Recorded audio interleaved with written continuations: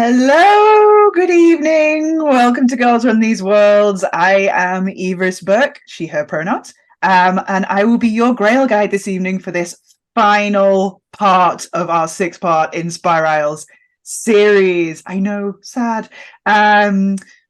If you don't already know and you're just joining us, Inspirisles is an all-ages tabletop role-playing game promoting storytelling, empathy, and deaf awareness with an emphasis on cooperation. What does this mean? Well, during the game, we are picking up signs and sign language and using them as part of the magic. We're using shaping, as it's called in the game. So I guess we should introduce our players before we get on to where we are in the story. And this time on my screen, first up is Gask.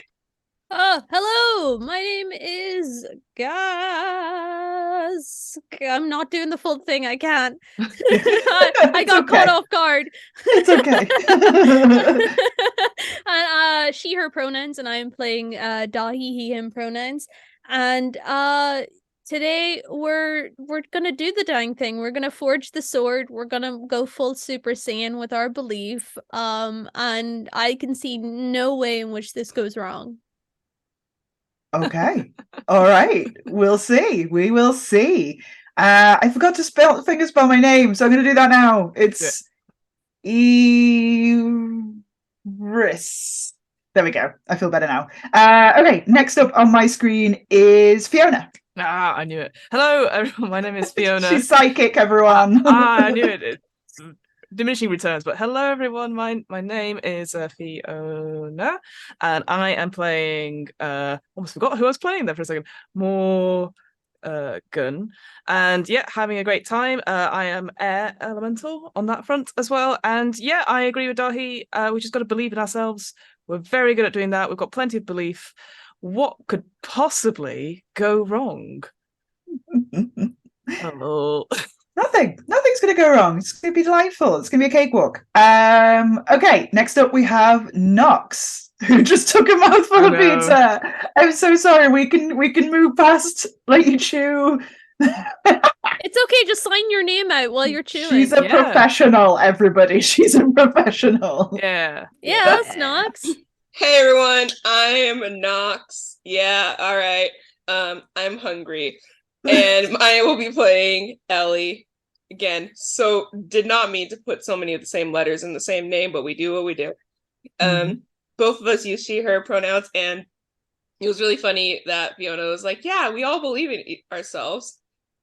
Because last episode there was a very big thing where it's like, no, Ellie doesn't. Ellie's like, Ellie believes in the Dahi that believes in her, though. Exactly. Yeah, exactly. Ellie believes in friendship. Ellie believes in My Little Pony. And so friendship is magic. True. I'm sure it's going to go great. And maybe when she goes home and goes to school, she'll have a new friend in Eric, because after everyone else leaves, they don't have to deal with him anymore if she does. Well, we'll see. We'll see. Okay. Next up, we have Taylor. Hi, I'm Taylor.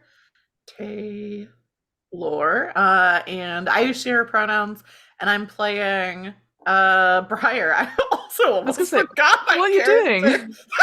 We all play Morgan. No, I'm playing Briar, who also uses she, her pronouns and uses Earth. And last session, my character kind of had like a confidence boost arc. So I think we're gonna do fine. Okay. All right. I forgot. I use fire. You use fire. You do use fire. You use fire. It's very important. Okay, great. And finally, we have Maddie.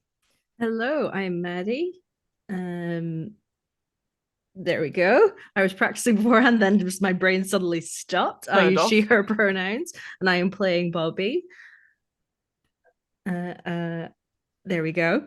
I always get the vowels mixed up because they're all just on the fingers. Also she, her pronouns, and my element is water. And yeah, I sadly missed last week because I wasn't feeling well, but I'm very excited to be back for the finale and see what thoughts Bobby has about death this time. Oh, we are so glad you're back to tell us about death.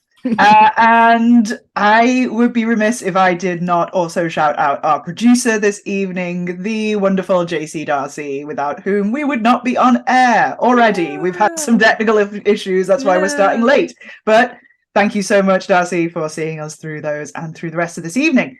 So, recapping. So you all recapped a little bit there. Where we are is we are level 2. We're able to use more advanced shapes, not just finger spelling, but also the actual shapes of our elements and all of that. We have been on a bit of a whistle-stop tour around the Isles. We've seen many different places, met many different fae, met the Silver Apples, attended their council. Last time, we headed to Shedscale, the home of the Worm-Bitten. That would be Bobby's friend Faye. And there we managed to find the final piece of the legendary sword Excalibur in a cavern enchanted by Merlin himself, with a test set up to make you really think about why you want this power, why you want to reforge the sword, before we go into this final part. Anything anyone else wants to mention for the recap before we go ahead? Did I forget anything that anyone else feels like is important, setting the scene here? Bobby aced all the tests without having to do anything. It was great. It was impressive. Very, very impressive. Bobby didn't break a sweat. I know. There was lots of issues about chairs, which we don't need to go into, but I do think it needs to be resolved at some point about who was sitting in my chair, but it's fine. I'm okay with it. Okay. Yeah, okay. That's another Morgan fine. Yeah. Dahi did immediately ask the Worm-Bitten the question we said not to ask. Right. It wasn't immediate. He held back as long as he could, which was 5 seconds. Being about Shaking. 3 minutes at most. But yeah, I mean, it's a character art. It's growth. It's growth. Oh, and Bobby's answer to one question was, "I just want to know what death feels like." Yeah, I took some liberties with Bobby's character a little bit, Maddie. I hope you're okay with that. It's all good. It's canon now. It's canon. Okay, great. So we open up. You have spent an evening in one of the log cabins that make up Shedscale. You were feasted somewhat hastily because they were not expecting you to arrive just yet, but your hosts have been very kind and gracious. They're kind of low-key compared to some people that you've met in the Isles, but they are very kind and friendly. And Bobby, especially, everywhere you've gone, you've seen them sort of catch eyes with you and lay a heart on their hand and nod and move on. It's not as effusive as some of the other Fae have been with their friend, but it is an acknowledgement that they know that you have an ancestor who is connected with them. You all wake up here, you have the morning before Scriv says that you'll need to set off back to the questing cabin. She says that you need to go home and do a little bit of downtime, and also to figure out where you're going to go next. I want to give Bobby a chance to do any exploring or chatting that she would like to do before we move away from this place. Is there anything in particular Bobby is interested to do while we're here? I think probably having heard about like the healing waters, probably just take some time on her own to go and see what they're like, and maybe if there's an opportunity to socialize in a low-key way that isn't too intense, then that would be great. Sure.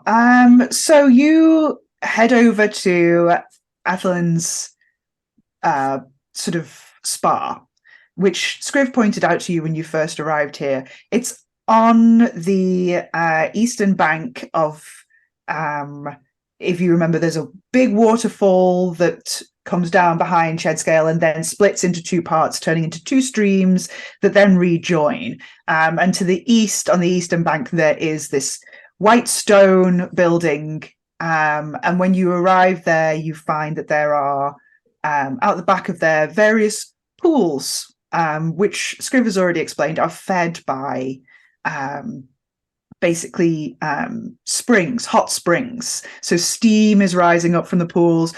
You're there early in the morning. There's not that many people in there. There are a few worm-bitten kind of like sort of taking a bit of a soak, relaxing at the edge of these pools. There's a couple of like parents and babies giving a first swimming lesson kind of thing in one of the pools.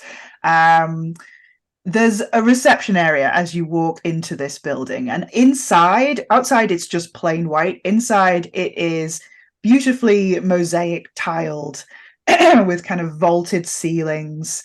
There is a worm bitten in a sort of white, very plain white kind of jacket and trousers behind a desk, who sees you come in and sort of puts a hand to her chest and sort of bows slightly and says, you're here to use the baths? Yes, please, if that's okay. Oh yeah, of course. I mean, we have got other services. If you have other needs, that you can just use the baths, that's free to use. The changing rooms are over there. We also do massages, acupuncture, sort of mineral mud wraps. Yeah, anything you want. We're really happy to see you here. Thank you for having me. I think I'll just try the baths for now, but yeah, I think I'm not sure about acupuncture. I think needles might be a bit much, but if it helps people, then that's great. Oh, we find it's very effective, but of course not for everyone. Maybe next time.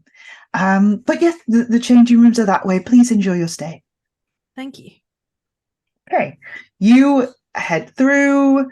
There's nobody in here. It is very quiet. It's not a bustling time of day. You get the feeling that people tend to go about their business during the day and come to the baths to unwind in the evening, maybe.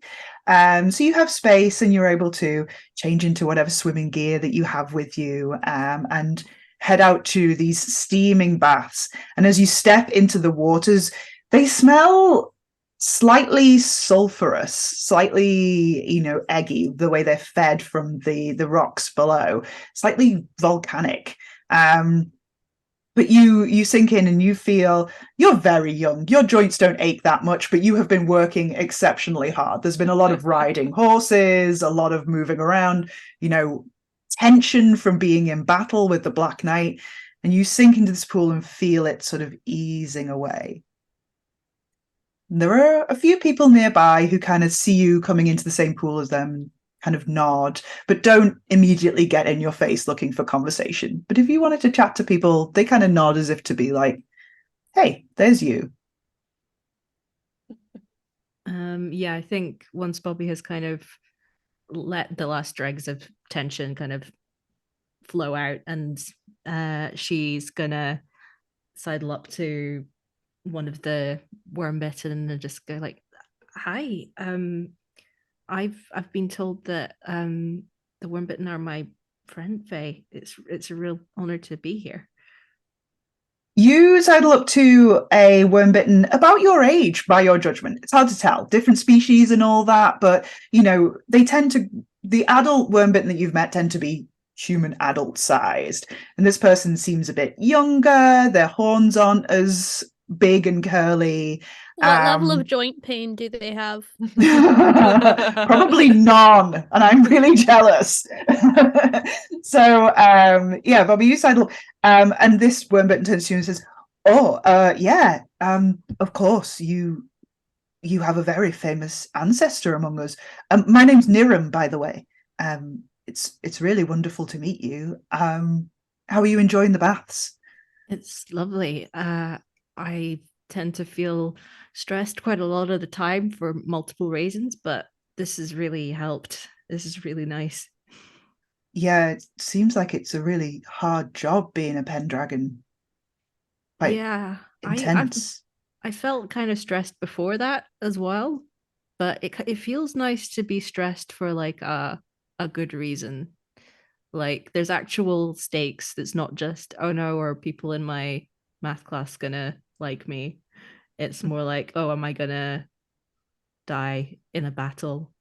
Even though that sounds worse, it's kind of better because it's like, yeah, that's okay to be stressed about.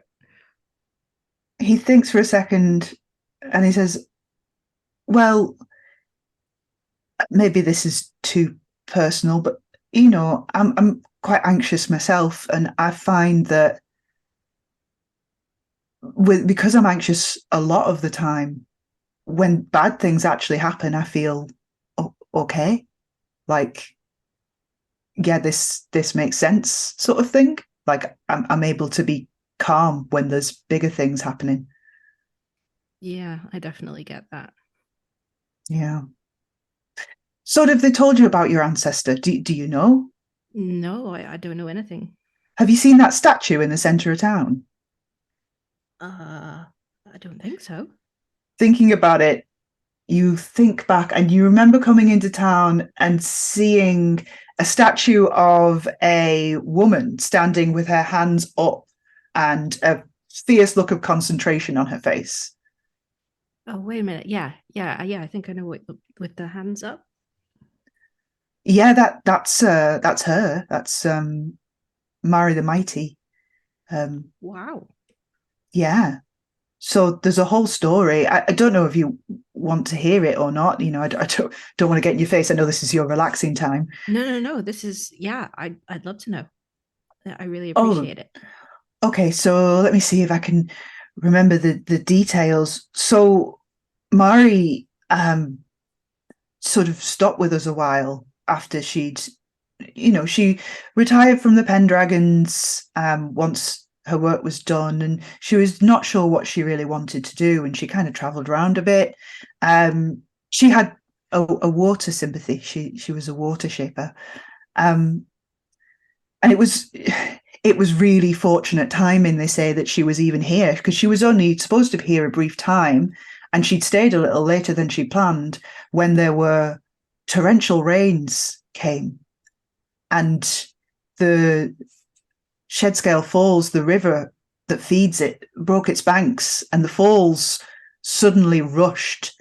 And they say that the water came like a cascade, ready to crush Shedscale. And Mari just happened to be there at the right time, and just quick shaping was able to form a dome and protect the entire town from this cascading water until it just ran off into the rivers and downstream away to where it wouldn't be any bother. She was there a long time. They say she stood there all night, redirecting the water to protect the town. And she was exhausted afterwards. She ended up staying here a month to recover, I think. At least that's the story, but it was a very, very long time ago. Wow, that's amazing. Thank you for telling me. As he tells the story, you do get like flashes of memories in your mind. It's quite disorienting. He's describing what happened and you're kind of seeing it through your ancestor's eyes just quickly. But you shake your head and it's gone. And he says, I hope that's not... I know it must be a lot, all of you having these famous ancestors. It's a bit weird, but it's nice feeling like there's a connection to the past, and feels like we're meant to be here, which is nice. Yeah. Well, I'm sure you've heard it a million times, but we're all really glad that you are. Most of the Fae, it's hard to explain what the Pendragons mean to us. It's the things that Pendragons have done for us in the past. I mean, we wouldn't be here without Mari. I hope I can do something to help like she did. It sounds like you're already helping. Thanks. Yeah, I'm trying my best. See how it goes. That's all you can do. Yeah. He sort of settles into the waters, just chills. Yeah, I will kind of say my goodbyes and head back to the rest of the group. Oh, hope to see you again. Yes, you too. I'm hopefully come back soon. Okay. You join up with the others. What's everybody else doing while this is all going on? Are you just enjoying your morning? in a separate hot spring getting banned from it because I cannonballed in. I said no cannonballs, young man. But Don't care if you are a Pendragon. There's a sign. Oh. No cannonballs, even if you're a Pendragon. Yeah. I think Morgan will just be writing everything down in her journal just to keep a good record of it, essentially. So she probably is definitely nowhere near the springs. Splash zone. Yeah, definitely like away, and probably sat on like a beautifully carved stump, I'll say. Okay. You find a beautifully carved stump and Perfect. relax. The perfect stump. The perfect stump. Great. How about Ellie and Briar? I think Briar is enjoying the springs, and I think like I know in like the regular world, a lot of times hot springs, like the water is very minerally, and so I think she's like kind of just also practicing shaping and trying to see if she can like coalesce some of the minerals together. And just like kind of, like she's like, oh, I'm like resting and like healing, but also, seeing what I can do with my powers. Yeah, seeing what you can do, playing around. I mean, the answer is you can pull minerals out, and even I will say at some point you can pull enough minerals together that you form like kind of tiny crystals in your hand and things like that, which is pretty cool. There are a few like worm bitten around. Like I say, it's not very packed, but those who are around are like, they're not gathered around, but when you look, they are kind of like like looking and then looking away quickly. They're very polite. But yeah, I think I give them the crystals. Like, so if there's like people around, I just kind of like casually just hand them out. Yeah, hand them out. And they just like hold them to their chest and sort of nod and say thank you. Oh, that's so cool. Aww. It's like when a kid catches a fly ball at a baseball game. That's like the vibe. Mommy, nice. I got a Pendragon crystal. Look at me. Definitely. There's a couple of kids. Totally. I have no idea why that was the voice I did. That's what I was into it. Yeah, Ellie is trying to think of things she can do that aren't like, I'm gonna hurt you, like with fire. Like, she's trying to think of, all she can think of is heating things up, which makes her feel like a really useless microwave. But she's like, okay, I know, I'll like give some sun to this flower, and then accidentally burns the flower, and she's like, ah. And she's like, let me heat up, let's heat up the spring, and it's like starts boiling, and she's like, okay, like she's trying to figure out that thing, and it's starting to make her really like we gotta get this together, like, she's trying to think about like what Dahi said, like believe in the me that believes in you, and she's like, I want to be the me that you believes in, but I'm not that me yet. And so she's like trying to figure it out. So she's just, there's just like small fires that she's like putting out frantically around her, and she's trying to figure out just like, I guess I can make hot chocolate. At this point you realize that Cecily has been standing back watching. Cecily's kind of just been around the whole time, but because she doesn't verbally communicate, she tends to kind of just keep to herself, fade in the background, occasionally give you a humorous look, kind of is the solid, practical person for Scriv's noisy panic. But Scriv's not anywhere to be seen, and Cecily just comes and sits down next to Ellie and just shapes light, which I will try and look up now because I did not expect this moment. So I'm going to look up the shape for light. Oh, like that, and holds out her palm, shapes light, and fire comes up there, but it flares for a second and then resolves into a kind of glowing orb. that just hovers above her palm. And Cecily kind of touches it, holds her finger there, goes, but then shows you her finger and it's not burnt. And then she's like, puts it down and then goes to hand the globe to you.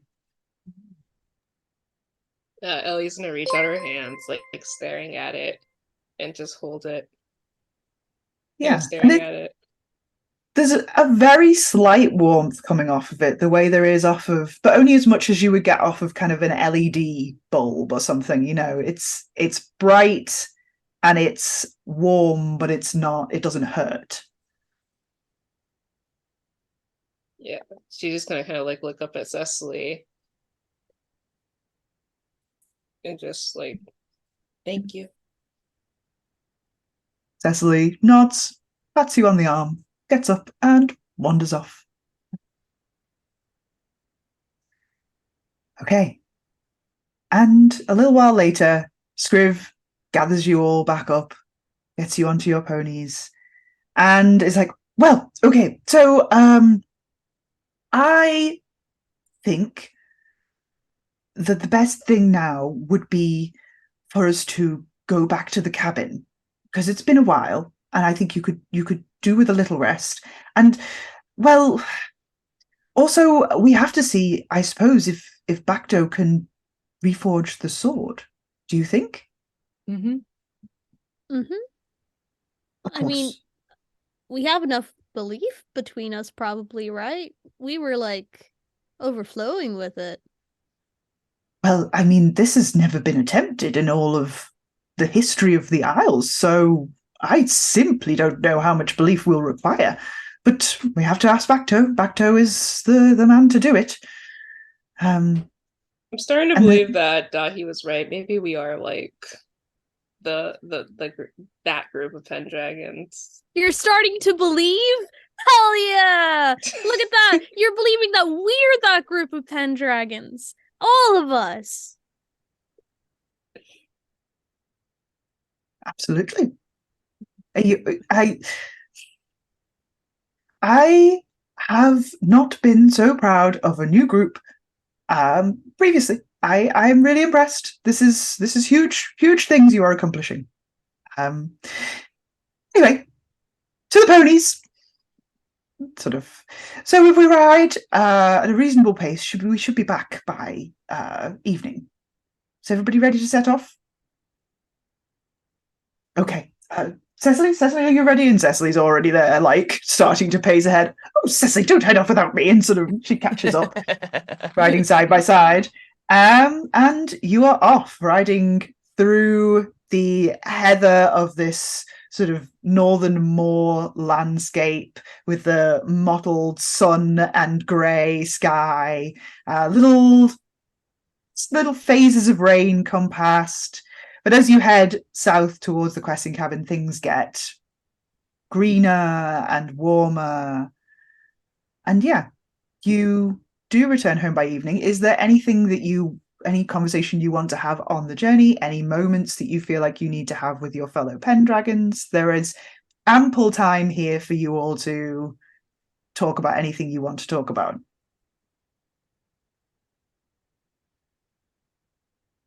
Dahi has one, but it's more like the whole group, I guess, when we're riding, which is just like, so what do we do next time we meet up with this Eric guy? Like, because we got his sword, but there's still just a guy, right? We're not gonna stab him or anything, right? Can we please not stab him? Because then I'm gonna have to go back to school knowing I killed a man. I don't think it's going to be that way. I think, if anything, we can try and convince him to stop. I think that's the plan, really. And we need a big sword to do that. No, I think yeah, that feels more like threatening. Speak softly and carry a big sword. Yeah. Okay, let's go back. Let's just rewind the last couple of episodes and put the sword back. Episodes? And I thought I was a main character syndrome. No, and I hold the journal. Oh, your journal's labeled with episodes. I might have been writing something. Are you going to turn this into a book, Morgan? Because I honestly think you could do that. Well, if it's a book, it should be chapters, not episodes that you're like. Yeah, but you got to make it a book first, and then get it to a TV adaptation. I mean, I was just going straight for pilot season, but whatever. Anyway, look, I think we should still deal with Eric through conversation and see why he's so angry, and maybe the negative influence of whatever this other element is affecting his decisions, and maybe an outside person like Ellie, you know him the best, which I know isn't much really because we don't know him any better than you, but at least you have that connection to him. Yeah, yeah.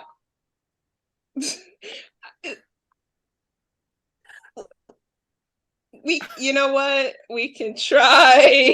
Right. I have never spoken to the guy. No. He just kind of is all broody in the hallways, and I am bad with humans. And so... Well, it sounds like to me that he's also bad with humans, and like if you're coming from the same place. That is fair. He is friends with a giant worm. Right. And it sounds like the worms have been lying to him, so maybe if we talked to him and said that belief isn't something that needs to be hoarded, that it's something that anyone can have. And what if we gave him some? Yeah, maybe give him some. And Excalibur, I think, is like a conduit for belief or something like that. So maybe having it just to show that belief is plentiful, then then we don't have to use it in another way. We can just use it as a show and tell kind of thing. I think we just need a decision really to be what happens if we face him and something goes wrong. Do we I don't know, do we escape? Do we go protect the All's Well? Because there might be another attack, because you saw what happened. The lift got attacked by the wormbit, and there'll be another distraction, I'm sure. I think we go protect the tree. Yeah. Or the All's Well portal, or I think the tree is the most important, because it seems like the thing that keeps everything together. And even if we can't get through to Eric, I think we might have a chance to bring the tree to a place where nobody else needs to keep doing it. Instead of patching a hole, I think we can actually fix the problem. We stab it with Excalibur. That's we do not stab the tree. If we end up Excalibur in it before, so I do want to say a part of Excalibur. If the solution to this ends up being stabbing the tree, I am going to lose it. I mean, if push comes to shove, we could always do the sword and a stone thing. That's what I'm saying. Yeah. With the big crack, you just shove Excalibur inside? And only those who are worthy can retrieve it. Right? Yeah, but how do you know who's worthy? Well, exactly. It's just knows. Well, but also we know. We've also discovered belief is something that's inside of us. Do you think we're worthy? I think so. Is that why we got the sword? Was nobody else worthy? Speaking of worthy, what actors are going to play us in this adaptation? Oh, I did do a list. Yeah. Okay. I want to hear this genuinely. Okay. Let's do that real fast. Okay, cool. I'm played by Timothée Chalamet, obviously. Okay. Because of the beautiful hair. Bobby can. Hi, Darcy. Sorry. Darcy appeared just to laugh. Our producer appeared just to gesture that we are being ridiculous. Yes. Well, obviously, Bobby could be played by. Oh, this is where all the knowledge of any actresses goes out of my head. Who's the and Morgan goes through any actresses she remembers.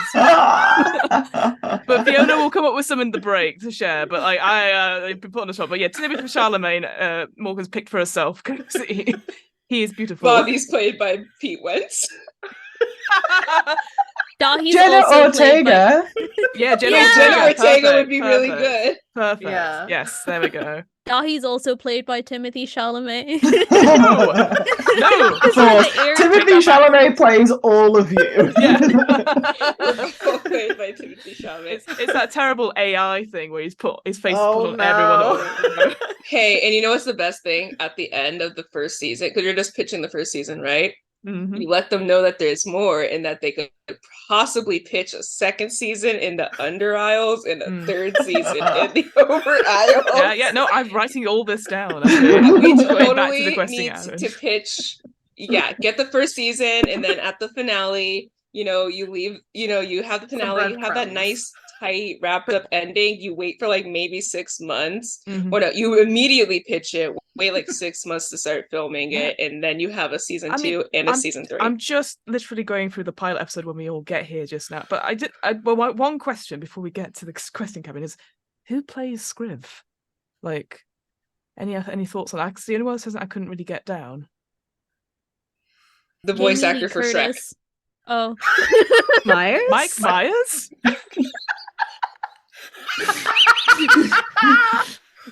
We get to the questing cabin.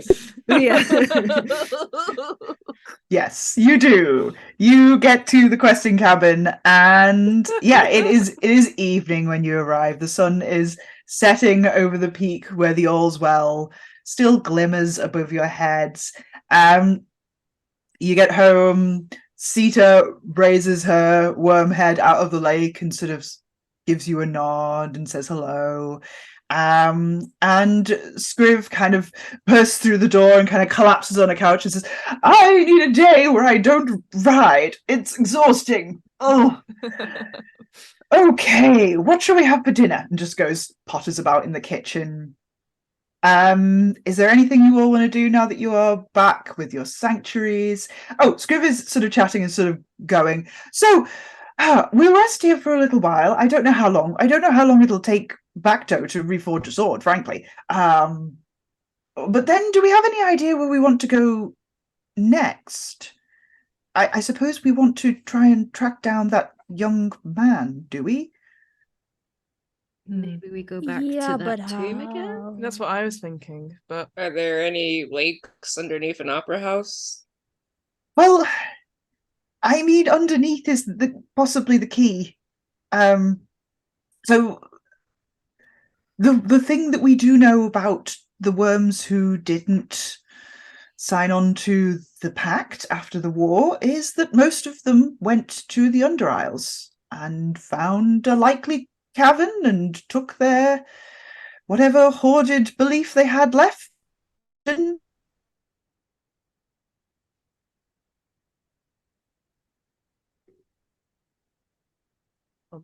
this is terrifying. And Okay, so it's not just me. It's not just me. Scriv, what's happened to you, Scriv? Not Scriv. Shaking Scriv. I never got to see Shrek. You blew it up. You blew it up, Eric. How could you? suddenly do something.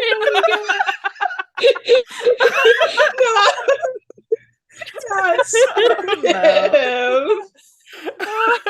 Not Scriv. Eric, just screaming. Just shake our fist You're at back, the. Scriv, you're back, Scriv. I'm back. Can Good you grief. see Ibris? Because I can't. Yeah, we can, yeah. I cannot. Oh, okay. Oh, I think she might be frozen again. Oh, no.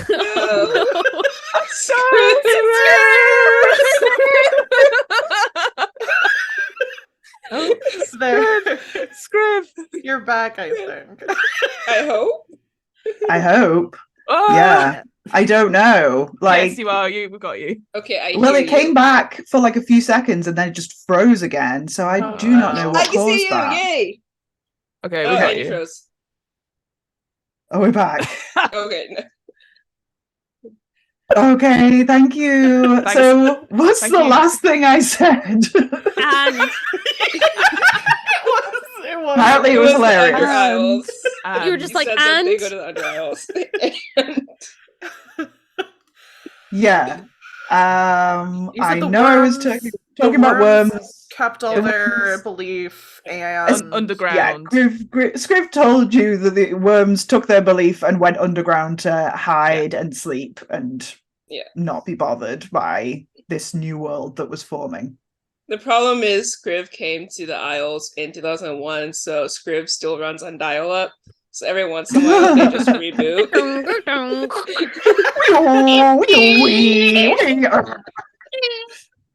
Yeah, absolutely. So Scriv says, so yes, and then the best place to enter the Under Isles generally is through the Glimmering Gateway in Miasma. Glimmer territory. Oh, well, I mean, gas. That could be something. Yeah. Wait, did you say gas? Yeah, sorry. Gask and Dahi are different people. They're both little guys. Weirdly, yeah, under Dahi's name, I've written Gas to play Dahi, and I've gone no. Is that where the cool birds live? Yeah, that's where the cool birds live. I feel really bad for the not cool birds. They're absolutely fine. We saw that they had like cool. a giant, like, huge tree that they lived in. It's fine. That is true. They're just they not don't cool. live there. It's just the center of all knowledge on the Isles. It's not where they live. Well, where do they live then? In their homes. Their homes aren't in a tree, they're birds. How far is Miasma? Well, that is the next question, really, is how do you want to get there? Because it's across the sea. It's in what in our world would be known as Northern Ireland, whereas we're sort of in the Midlands, just about of England right now. So there's a fine body of water to cross. Oh, so, we're in England? Yeah. Well, no, we're in the Isles. We're in a sort of like mystical version. Yeah. Yes. So ways to cross. We could go and see the Booker and ask for. Well, no. We could go and see the Booker and ask for a ride on a ship. Or that might take a while, though, because we would have to get down to Trident, which, for your geographical knowledge, is somewhere around Wales. South There's Wales. A whale? No. So it's either that or we could try the quicker and more risky route, which is to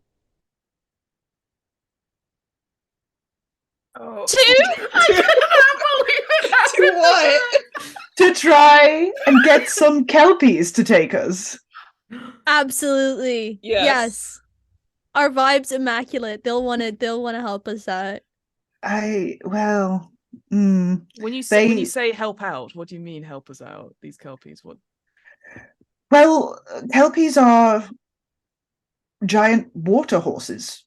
They are water spirits. They are very strong. They swim very fast. If they allow you to ride them, you can cross the sea in reasonable time. And if they don't? Then you're going to go for a swim. They are somewhat fickle. They can be attracted with musical performance and dance. And yes, I thought you would like that. And then one must be very polite when dealing with fae spirits. That part I don't like. Yeah. I had a book of Scottish folktales growing up, and there were stories of Kelpies like dragging away children and things. I don't know if that's offensive, but that's. I've heard those tales, not on this side of the portal. They have a different reputation here. There's not so much of the drowning children, but they are still proud creatures who command respect. Right. And yes, of course, you have to be polite, you have to draw them with dance and song, and you have to make an offer. You have to offer them something in exchange for their help. essentially. Okay. What kind of offering? Like some sort Yeah, of... do I like just tell them that they could stay with Dahi and like Stay with me? Well, with I your feel like- immaculate vibes. Yeah, but would they You want to gotta- move in? That's too quick, isn't it? You've got a bunk bed, right? That's why I was thinking you have a bunk bed. No, I have a bed that's elevated on Yeah, its own. It's not a bunk bed. There's nothing Well, they're underneath it. kelpies, so we can like you have so Install many a pillows. tub. Yeah. You can make it's a magical sanctuary. Can I Make it- change my questing cabin to be aquarium themed? I don't think wild spirits of the who have the power to roam the vast oceans are going to be very keen to live in your bedroom. It could just be to stay, like, if they're in the area. It's kind of like, Yeah. oh, if you're ever around, you can stay with me. It's like a That could be- timeshare. You think I- we could call our close personal friend Vorm to help us That's what across I the was sea? thinking. Yeah. Well, Vorm is somewhat hard to get in touch with. Mm, Vorm kind of shows up when Vorm feels like it. yeah. They did turn up quite late to help us out before, so it would make sense. Yeah, Vorm keeps busy fighting pirates, Mm. worm pirates. I understand the Overisles is positively riddled. So Just sorry to go on about this gift thing. Is it one gift a one-way trip, or can one gift be a return deal, or is it just something, whatever the value of the gift will be worth?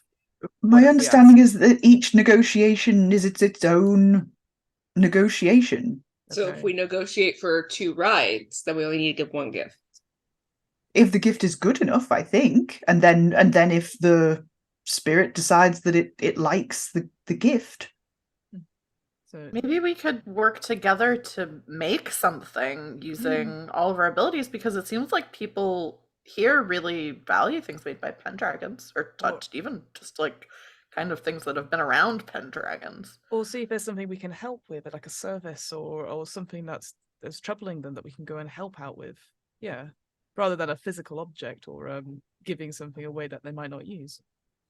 Or, anything out of your sanctuaries, if you have anything that you feel like you can See, make that's something why I with. think they'd like the timeshare. Well, they would have to go rather a long way inland, and I'm not sure Kelpies can spend a lot of time on land. We can dig them a trench. Or like we can dig them like someone give me a Canal. word that that. Yeah, we'll dig them a canal and it'll go straight to Dahi's room. I mean, it sounds like regardless of whether we have they come here or whatever, but it sounds like we should go with the Kelpies option to get across the ocean to Miasma. Does that sound good with everyone? You're Oh my giving God, up we on can have- our Vorm plan so easily? I mean, trust me, Dahi. If he was Yeah. here, I would love to see him. I think he's very, very cool. Thunderstorm! No, Christ! Did But- you actually look it up? Yeah, it's I think I mean, a big enough storm might draw him in. That's a thought. Is he gonna be happy with being drawn in? of course we're close personal friends. His I could help with rain if that would do anything. I can set something on fire. you or see make Spirit lightning. starting to get nervous, and she's like, "You see, he has quite a temper. You could draw him in, but he's famed for he Are you scared has of him? moods. Yes, Oh, well, at least you're honest about it. yes. I'm scared of a lot of things. And Vorm is Vorm in a bad mood is one. I'm just saying if that's a risk that you feel is worth taking, then I will not stand in the way of that. I think myself, again, not as leader, it's just pointing it out there that maybe we don't wish to feel the wrath of an inspired just as we're about to go and save the Isles. So maybe the Kelpie option, which would also be a subtler, possibly more stealthy option than a massive airship with storms coming in as well. Maybe the element of... I know. You can see Morgan's like, as well. But we'd still be riding on cool water horses across just the like ocean. Frozen 2. I haven't seen it. Neither. The ocean isn't frozen. It's quite liquid. Hey, Script, are you ever going back? I haven't. I do intend to, but I don't know when. We could tell you There's a bunch no of rush. stuff so you could like get really rich on like stock options because you'll go back in time. Oh my god, you should I- totally invest in Apple. I don't know if they're a thing yet for you, but Oh yeah, I think Apple is definitely a thing. I But, think like- they're a thing, but yes, I don't think. invest in Apple. I'm telling you right now. I mean, when iPods exist, Get a stock. one. Get a stock now. Like the day you go back, I need you to go Mhm. to someone with money and be like, listen, can I borrow $10 and put it Can in you stock? invest in the stock exchange when you're 15 years old? I mean, I knew a guy who had like McDonald's stock at 3. So You know Eric's, guys. who have- Amazon. Invest in Amazon. It's 2001, right? I think Amazon's already. You should get a bunch of social Yeah, media accounts. That'll do wonders for your anxiety. I'd say invest in Twitter, but like around the Invest time in where Twitter, but maybe get out of it. get out before honestly, This is- 2020, get out. this is all very complicated, and I feel like if you're very serious about We'll write creating you a a note. financial portfolio for me, you could write it down. I feel We'll like it write it might down. be very immoral. Don't worry about it. The It's whole fine. system is, to be honest. Yes, I've been out of like proper capitalism for quite a long time, so I don't really know what the vibe is. Did it improve? No. No, it got worse. Oh, There's a lot of stuff that happened, you should also get really into TTRPGs. Just trust me. I don't know what those are. You were around Dungeons and Dragons. Dungeons and Dragons is around. Oh, Dungeons and Dragons. Yes, I know what that is. I did. Yes. Okay, get into stuff like that, but there's a bunch of other games or like really cool groups that, you know what? They just trust me. what we're saying, Scribs, is that we'll take the Kelpie option and we'll go that way. Right. Yes. Kelpies are the plan. Wonderful. Well, I think it's quite late for Bacto right now. I think he's probably up in his bunk. If you want to wake him, you can. But otherwise, I think let's just have some dinner and relax. You've been working very hard. I worry about you. And yes, then tomorrow we will tackle this saving the world business. Yes? I think we should go wake him up. Oh, well, that's your call. I think he'll probably do a worse job on the sword if he's tired and grumpy. Yeah, I think maybe I like can first make a thing. really loud air horn noise. No. Okay, all in favor of those waking up Bacto right now? All those against? Oh, look, a majority. Democracy. We're still clinging on to that in 2023. Just Hey, I'm just okay, but I think we have more electoral. No. Hey, pasta? Are you thinking pasta? Yes. Starts Carbonara. boiling water and, getting things ready. What pasta shapes? Let's derail this further. God. No, we're never gonna get You tired. debate it for like half an hour and Scrib ends up doing 4 different pasta shapes just to keep no. everyone happy. But I like the bow ties. No, I like the shells. I Oh, like take spaghetti. the flame! No, they don't. but with the bow ties, you can make a little sandwich with the sauce. Bobby! You're normally the good one. Don't you start. The They're a funny bad thing is influence on Ellie me. should be the calm one, but is also just like, you know what? I'm just gonna enable Dahi as much as possible. Dahi enabler. You believe in him. There you go. Yeah. Okay. You get a good night's sleep back in your sanctuaries. Is there anything that you want to get done in those spaces while we're here, or are you happy to just fast forward to sword forging? I mean, obviously Dahi's practicing his dancing. Of course. He's got for a these mirrored wall kelpies. in his sanctuary and like Yeah, he a can't shiny floor. disappoint. Yeah. He can't disappoint these kelpies. I think Right. Bobby's gonna try and develop a bunch of the pictures that she took Cool. throughout the Mhm. journey so far, and kind of put together a nice sort of collage that she might give to a kelpie if that's something that they would Oh like. my god, that's adorable. So sweet. Amazing. Okay. All right. If there's nothing else. Not really, no. Okay. I was Then gonna say, sorry. Sorry, I was gonna say, Ellie is definitely like at her craft like wall. And it's just like, well, this is gonna be fun. And she starts like crocheting little mini kelpies and like 5 little kelpies with like everybody's hair. And then like gets like a sewing machine and starts crocheting, like starts sewing little outfits for the little kelpies. And she's like, I don't know if they're gonna think this is offensive, but like and she's just like giving the like little shirts that it's like, we love kelpies, you know, and like people's like, oh, Kelpie merch. Are you Like, staying so up all night to do this? Lord. yeah, she's just like, you know what, this is fine. And then she also makes one like 5 actual shirts that say like, I love kelpies, like for everybody. No. Then she goes, wait, no, we need to make one for Scriv. And There we go. Scriv can have my one. Scriv- Okay. Fast crafting. Lots of intensive crafting going on. All right.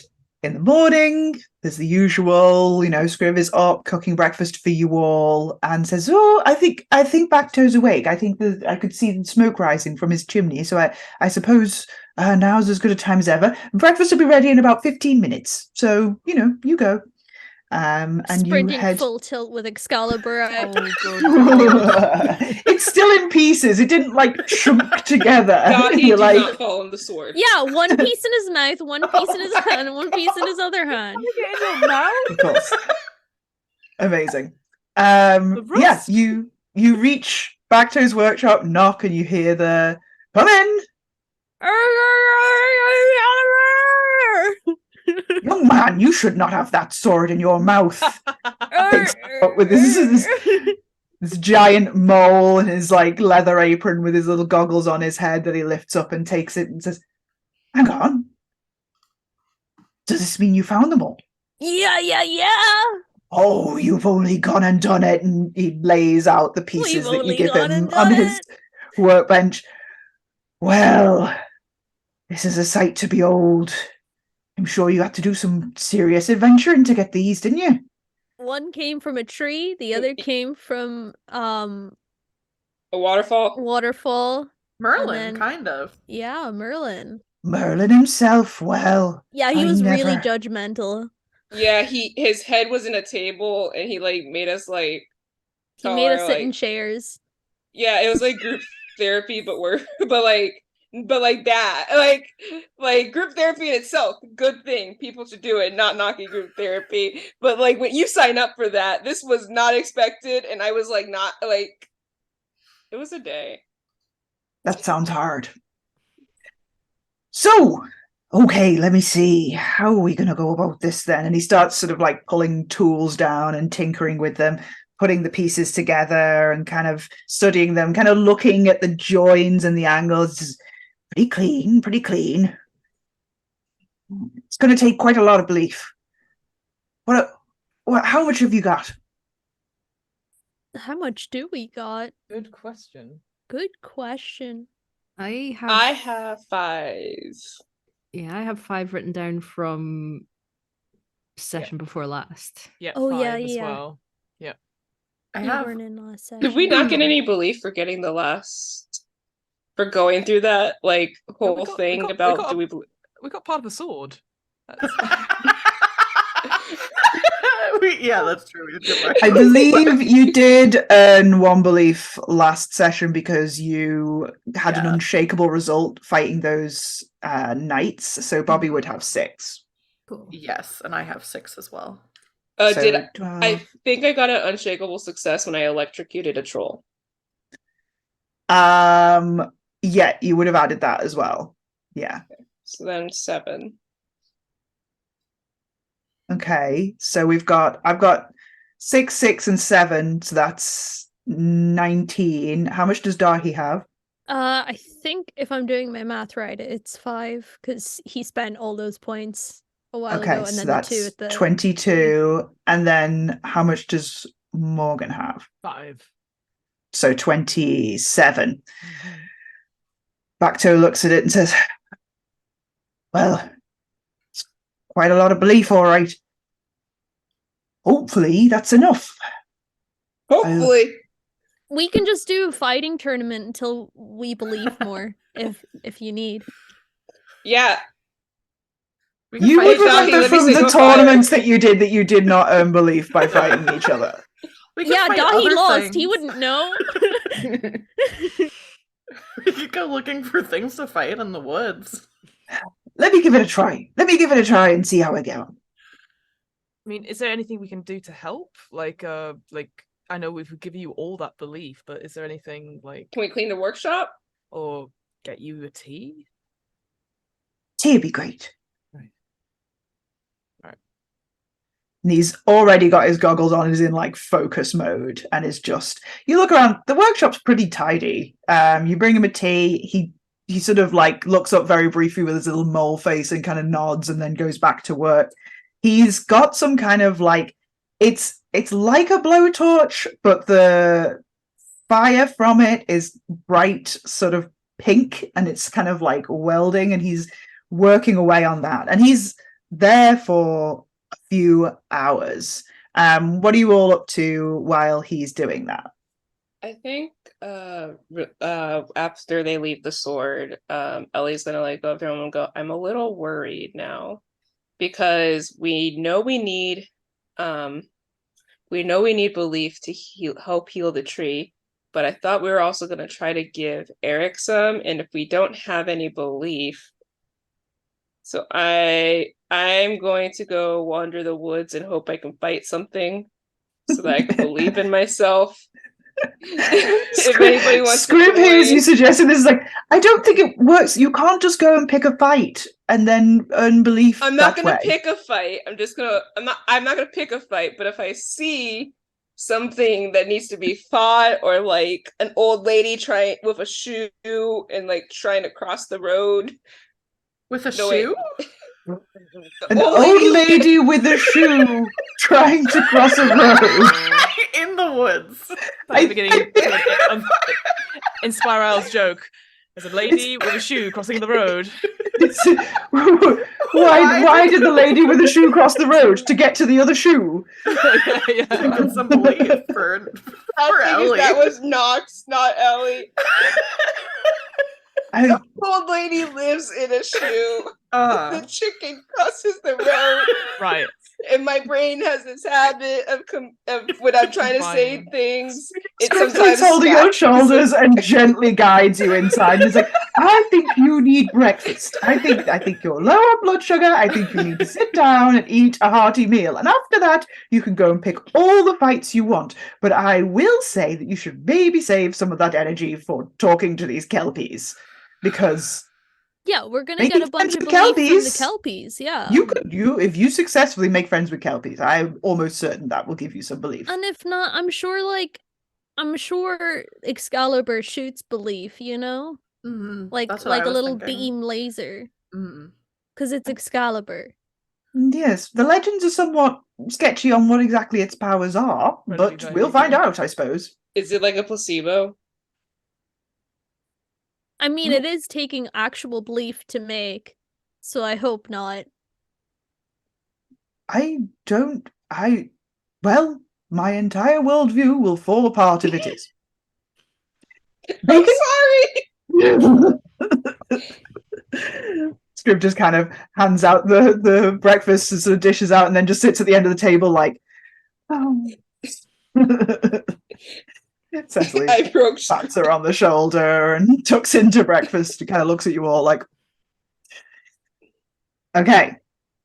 So 2 hours pass, then 3 hours. Then halfway through the 4th hour, you hear a clattering come from the workshop and a shout of Eureka! And Bacto bursts through the door and is like, come in, you've got to see this. You've got to see this.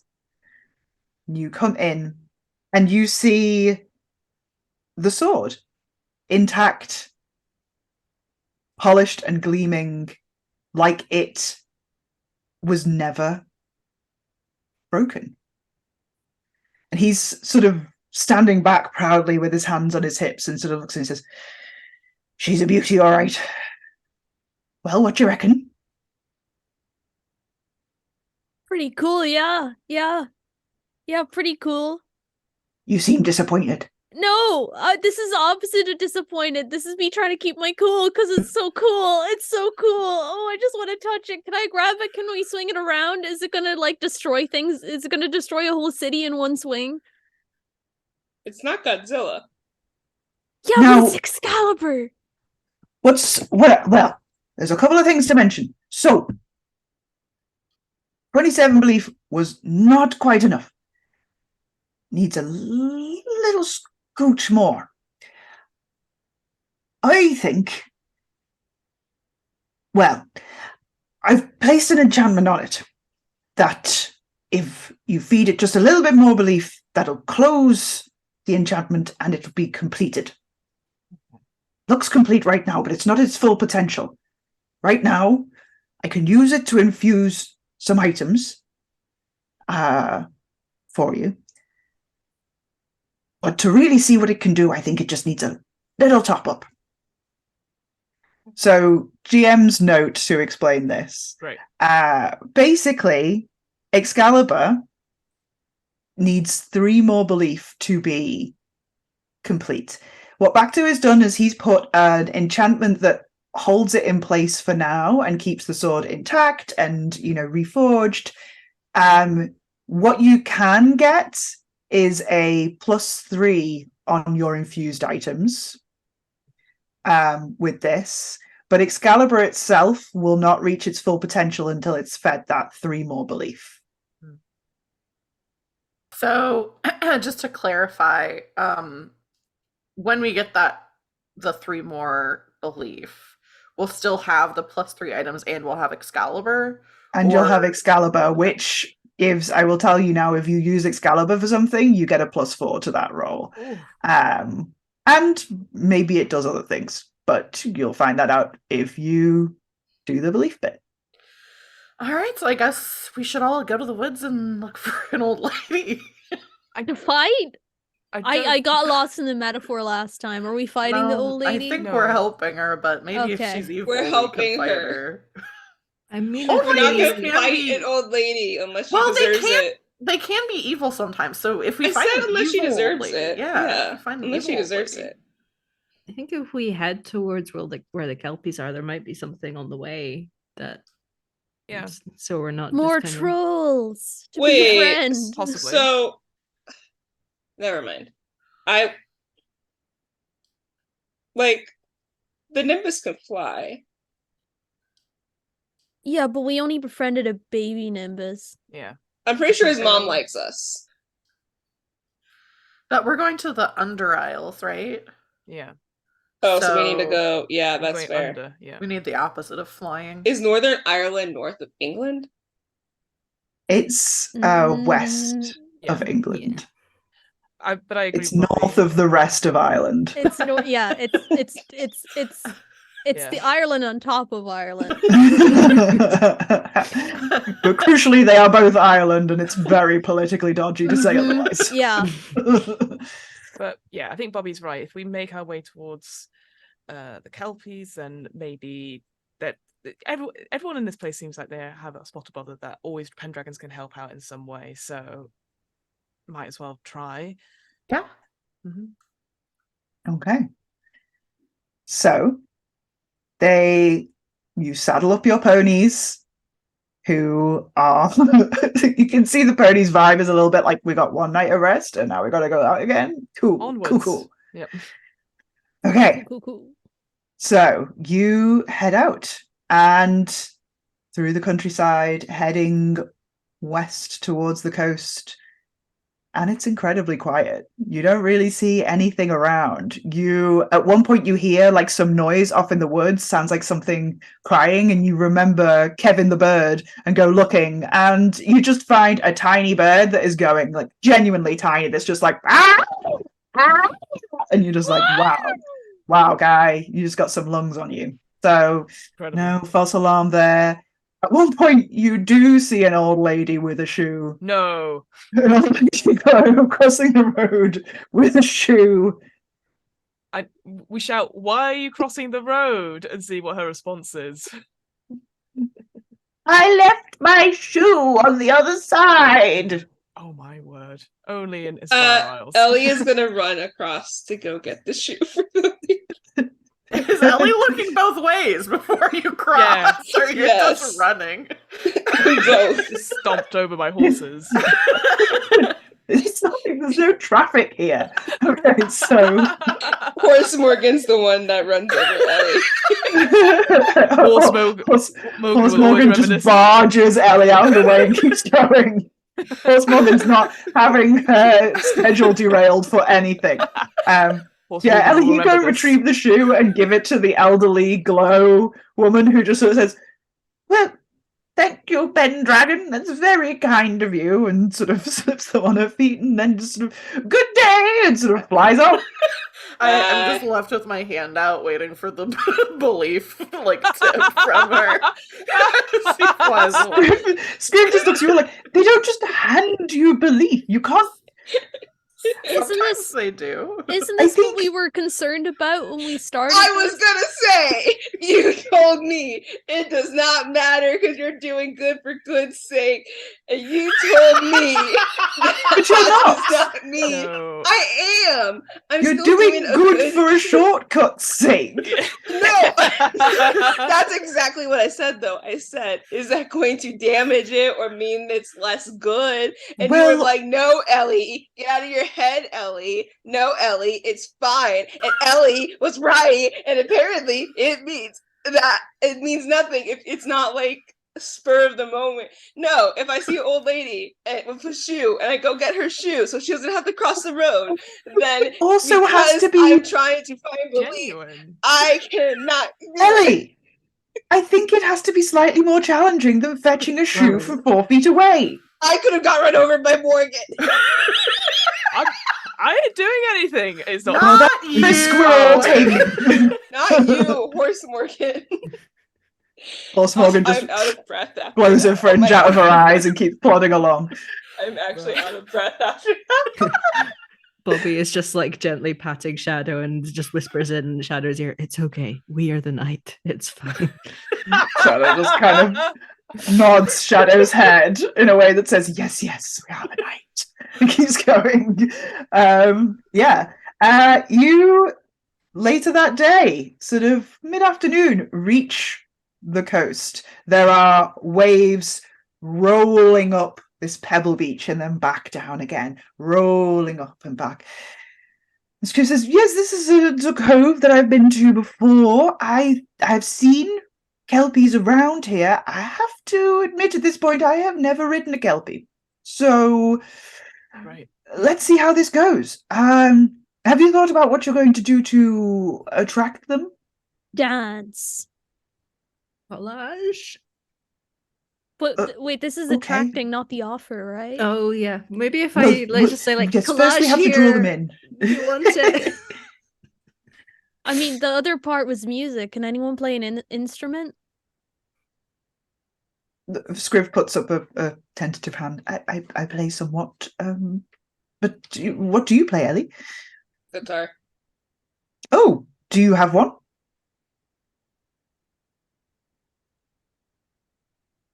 Hang on. Fire guitar! I'll make a guitar out of fire. That's the single greatest idea I've ever heard. Okay. That's, I believe, as the kids say, rock and roll. Okay, so we've got a fire guitar. I've got my lute or my flute. I could do either. What do you think would be a better accompaniment to a fire guitar? Probably Maybe the lute. I was gonna say flute, but I guess Scriv doesn't really know Lizzo, so Yeah. No, Scriv. I I'm sorry. but Scriv, you would know Jethro Tull, so Yeah, Jethro Tull for sure. Well, yes, obviously. Lizzo's kind of like our version of Jethro Tull. Wow. Okay, all right. I'll give that a go. Pulls out her flute and starts assembling it. Cecily brings out some bongos from her pack, just sort of. So who's on waiting. vocals? Oh, I don't know. Can anybody sing? I mean, I sing to songs by The Cure in my bedroom, but I don't know if that counts. That counts. It's fine. And like Robert Smith doesn't really, being in tune isn't really his thing, but it's more about the emotion, you know? Yeah, that's what it's probably for the Kelpies too. I think They the probably Kelpies can't will hear that well. respond to that. Art is subjective. Yeah. Yes. Okay. How about so you, then- Morgan? well, I can read music, but I'm not. I look. I got. You learned to read music but not play an instrument? Well, no, I did the hard graft, and then when I got to the orchestra, found it overwhelming because what I want to play them all, and so I got chucked out. Look, Can you do an air guitar? no, that's not an instrument. But what I could do is using the air to increase the sound and spread it out over the waves. That's what I was thinking of doing. Like I can at least make the acoustics a little bit, well, make it go further. Your music. All right, Morgan's on tech. Yeah. Yes. Oh, hey, wonderful. All right. So, Grail Ride mode. Who is going to lead this? Wait, did Briar say anything? No. Oh. I do have something. What do you have? Sorry. No, that's fine. I was just thinking, Briar, I don't think is that musical, but I think is gonna do do you know the old Microsoft audio listener thing where you could turn on the visualization and it would make all these Yes. weird. I'm gonna try to emulate that with flowers and have beautiful. flowers be blooming. Have in a time to the music. display. Yeah, and it'd be kind of trippy. That looking. sounds positively psychedelic. Yeah. I absolutely Yeah. do. I absolutely love this. Okay, this is great. Okay, so who is going to lead? It's probably either Dahi or Ellie, right? Yeah. Um, Well, we could split out the dance and music roles because Okay. I feel like they're two separate things. So I think Briar's display is probably going to help with the dance role, and the amplification and the pure vocals are going to help with Ellie's fire guitar role. Mhm. Okay. All right. Any infused items you want to add to this check? Either of you? I can have my headphones. Yeah, and you could play some Cure on the headphones so that you're you're vibing with Bobby. Hey, Bobby, which one? Friday I'm in Love or Love Song? Let's go. Yeah, Friday I'm in Love. I feel like we need to go marginally more cheerful for this one. All right, yeah. And then Bobby goes off on a monologue about The Cure actually surprisingly poppy. Have you heard Love Cats? That song's ridiculous. Blah blah blah. In the music video, he has a kitten. Blah blah blah blah blah. Oh. Yeah, and now Grail Guide Me just wants to hang out and talk to Bobby for 2 hours. yeah. The Cure. Yeah. Okay, great. So, Hey, you can make a Robert Plant. all right, okay. So we've got an infused item. Your headphones now have a +3, Ellie, because Wow. of the Excalibur of it all. What about Dahi? Any infused items that he's adding to this check? one of these days, this wind chime is gonna come in handy, but I don't think it's Not today. Kite. Well, I also have headphones. We can sync them up. Same Yeah. tune. Yeah. That's Sync 'em about up. it. Sync them up so you're listening to the same tunes, so the dancing is in time We're to all listening to The Cure. Yeah. just listening to The Cure and performing Friday I'm in Love for a bunch of water spirits. What could go wrong? Also, I want to shape a guitar. Yeah. Okay. Oh, amazing. Nice. Okay, so you get a +2 for that shape, a +3, so that's +5 because of the infused item and the shape, and a +1 because Bobby is helping, and another +1 because Morgan is helping. So So that's that's a whopping +7. +7 to this Nice. roll. And I'm rolling how many die? You're rolling 3d6. Oh, 3, Oh, sorry. 3d6. Okay. Yeah. And Dahi, you're rolling the same. You've got your infused item. You've got Briar helping. What is your shape that you're going to use for this situation? Oh, you're on mute. Oh, we can't Dahi. hear you guess. Oh, hang on. There Oh, we there go. we go. Oh, yeah. Oof. I thought we had a video situation. No, Let's just another look technical issue. up. Yeah, let's look up dance. Oh yeah. Oh, cute. Nice. Okay, so you use your level 2 shape, so that's a +2. You get a +1 because Briar is giving you this psychedelic flower display, so that's a +3. You've got another +3 for your headphones, so that's a +6 to your roll. And roll Nice. 3d6. What did you get, Ellie? Oh, No way! 3 No 6s. way! You didn't even need any pluses. You got the ultimate unshakable result. I Everybody screamed. gains 1 belief. Nice. I did not do that well. Thank God I had a +6. So that's an even 16. 16 is still a very solid success. That's fine. So describe what this looks like for me, Dahi. Describe the dance. So we're on the beach as well, right? Mm-hmm. So Yeah, he's Pebble definitely like, Beach. yeah, he's definitely like making sure the wind moves the sand with him in like these big bursts and like flows of the dance. And obviously not covering up the flower display, things like that, but just like, yeah, flowing with everything around him. Very waterbender dance, you know. Nice. He's doing all I will his... say, as you're whipping the air around you, petals from Briar's display get whipped up with it. Briar, what does that look like, the display itself? I think you said it's a pebble beach, right?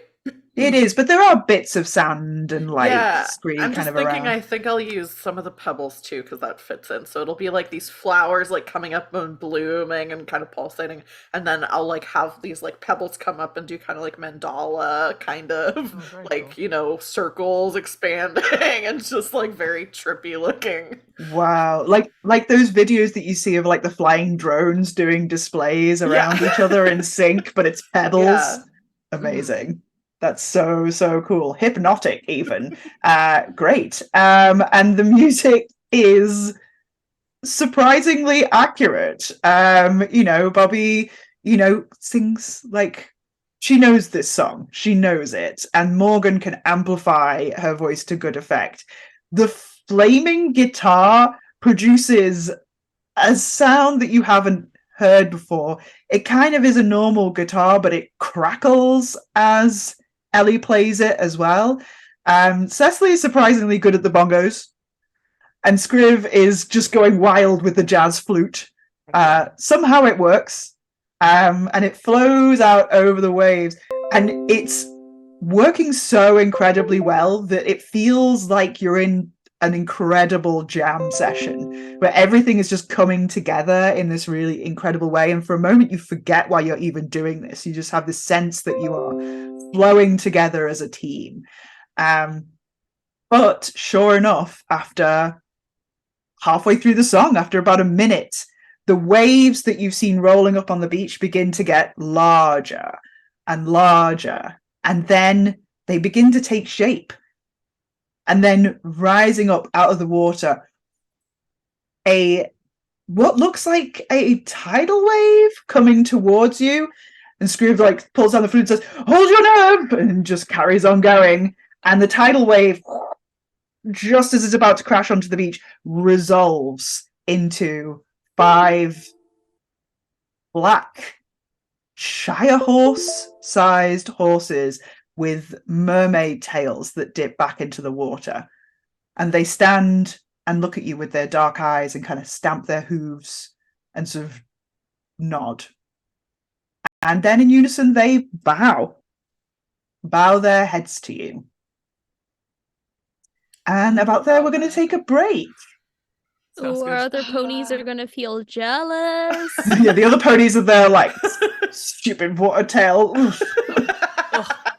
Stupid Morgan Horse is like guys. just I'm fully still the turned good around. one. 100%. Okay, great. All right, so we're going to take our break. Everybody in the audience, thank you for watching. Go and get yourself a glass of water, take a walk. That's what we're going to be doing. And we will be back in 15 minutes to continue our story. Thank you very much. Bye.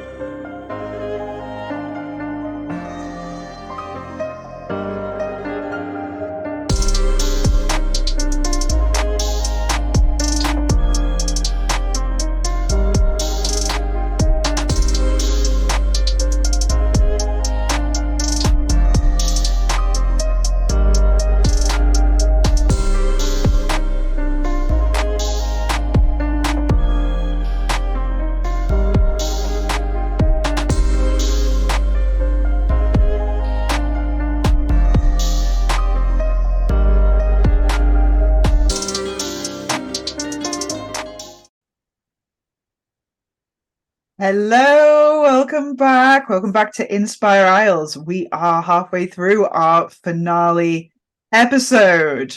We have begun an encounter with some kelpies.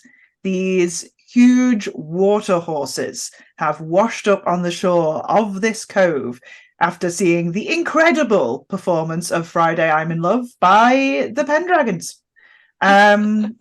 Yeah, so they are standing kind of looking around at you all as if to be like, they've just bowed deeply. They watch. Scrip's like, I think we should bow. I was gonna say Ellie's gonna bow like immediately. Yeah. Okay. Low bow. Okay. The I think on one knee night bow from Dahi. very good. Yes. Oh, very good. I think they like that. So I guess it's time to offer them something. I think they understand if you speak to them. Do you understand us? And the horses just go and nod. Bobby will be slightly emboldened by the fact that they look goth as heck, and also they're made of her element. So she's going to step forward, bring out the collage of pictures and say, we've been on some quite amazing adventures. If you wanted, you could have this collage of all the different things that we've seen. I don't know how much of the Isles that you know of, but this is like a good spread of different stuff, maybe. Okay, roll me 3d6. If you have an infused item you want to use, you can add that bonus, the +3. I haven't infused any items, but I don't know if the Excalibur means that they are infused now. I'm not sure how that works. Yeah, we're going to say all your items are infused with a +3 because you've got Excalibur, if you want them infused. Cool. Okay. I also have a necklace with little shells on it, little cowrie shells. So I think I'm going to offer that up as well because it's sort of thematically appropriate. Okay, so that's your +3. Go for it. So that is 12, 30, 40. That's 15. You succeed. The Kelpie sort of puts its nose to the journal, and you think it's just reading very, very closely, and the journal is just absorbed into its watery body, and it sort of nods its head and tosses it a bit and sort of stamps its hooves, but not in an angry way, just in a sort of celebratory, seems to like it kind of way. Screw's like, oh, very good. I think that worked. And it kind of kneels slightly. So with the implication that you could get on if you want. Yeah, Bobby's going to tentatively at first, but then more enthusiastically jump on and kind of, I think her posture is like immediately going to improve slightly, and she's just going to be like, yeah, this feels good. This feels the good. horse, sensing your vibe, kind of rears up a little bit and sort of goes for a little bit of spin around the bay and then comes back. It moves very fast, but you are secure. It has a very broad back, and you kind of grip onto its watery mane, which is surprisingly feels like horsehair now that it's in horse form. You know that it's made of water, but texturally, it's just like a really big Shire horse. Okay. I think Bobby's in her horse girl era. Very cool. We knew this day would come. It was inevitable. It was inevitable. Psst, Who wants to go next? Morgan. Yeah. I forgot to do the homework assignment. Whatever you're giving, can you also sign it from me too? Are you kidding me? Are you fine? Okay. Just like add an Dahi. Okay. Well, come here then. Okay. I'll pull you in front of two which presumably look very Morgan and Dahi. And I go, okay. The two that aren't looking at each other or talking to each other. Yeah. And I go, hello. So I have a well, mostly me, but my wonderful assistant here, Dahi, is going to help me with some magic. And I pull out my playing cards, and I invoke. I mean, they were going to be able to select a card. No. I can do this. Yep. And I sort of spread it, and I go, and I do. There's a story about, some of us are more psychic than the others in the other plane. And I just, Dahi, I want you to think of a card, any card. Don't show me that card. Or Don't show, but I'm thinking of it. just think of a card. Just think of a card. Okay, and then I do various sort of like overhand shuffling things. And then I go, okay, what was your card, Dahi? The Joker. Bloody knew it was a Joker as well. You don't need to be psychic for this. and I overturn the top card, and it is in fact a Joker. The horses at this sort of like start back a bit and sort of stamp their hooves. Roll me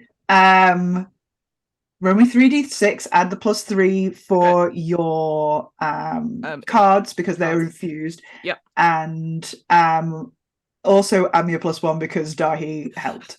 Dahi's got a galaxy brain exploding behind. Yeah, Dahi doesn't understand how that happened. He's believing in, like, he knew that magic existed, but he didn't know this magic existed. So I rolled 14 on the dice, +3 from the infused items, that's 17, plus a 1 from Dahi, that's 18 total. Okay, that's an unshakable result. You all gain 1 belief. Heck yeah. This is why you got your assistant. Okay, the horses sort of rear back a second. You see those videos of dogs reacting to magic tricks? It's basically that, but in horse form. Their tiny minds are blown. They do not understand how this happened, but they kind of calm down a bit and then come forward and kind of nuzzle you a bit and kind of kneel down. You can check the cards, I say, and they kind of sniff the cards and kind of like tentatively nibble on the edges of a couple of them. Oh no! They stop when you say no. They just no, it's okay. Sorry, it's just no. Well, a magician always keeps their secrets. If you wouldn't mind, and then I help. You can climb on board. You are both on the back of your kelpies. Yeah. All right. Great. Ellie and Briar left to do. What are you gonna do? Ellie, do you have something in mind? Ellie, did Briar end up bringing something for the Kelpie? I did, yeah. Okay. So Ellie looks at Briar and goes, I'm gonna have to go. Okay. She kind of just walks over to one and is like, hey, so I brought something for everyone. Because I was that kid who didn't get a Valentine in class. And so I figured there'd be about a couple of us. And so I made you all little crochet kelpies. Here you go. They all have shirts. And I also made actual shirts that say I love kelpies because I don't do magic. I use a crochet hook and a sewing machine. But I think y'all are neat and really pretty, beautiful manes. Really, absolutely love to see it. As you say, beautiful manes, the Kelpie in front of you kind of tosses its mane, like very shampoo commercial-esque.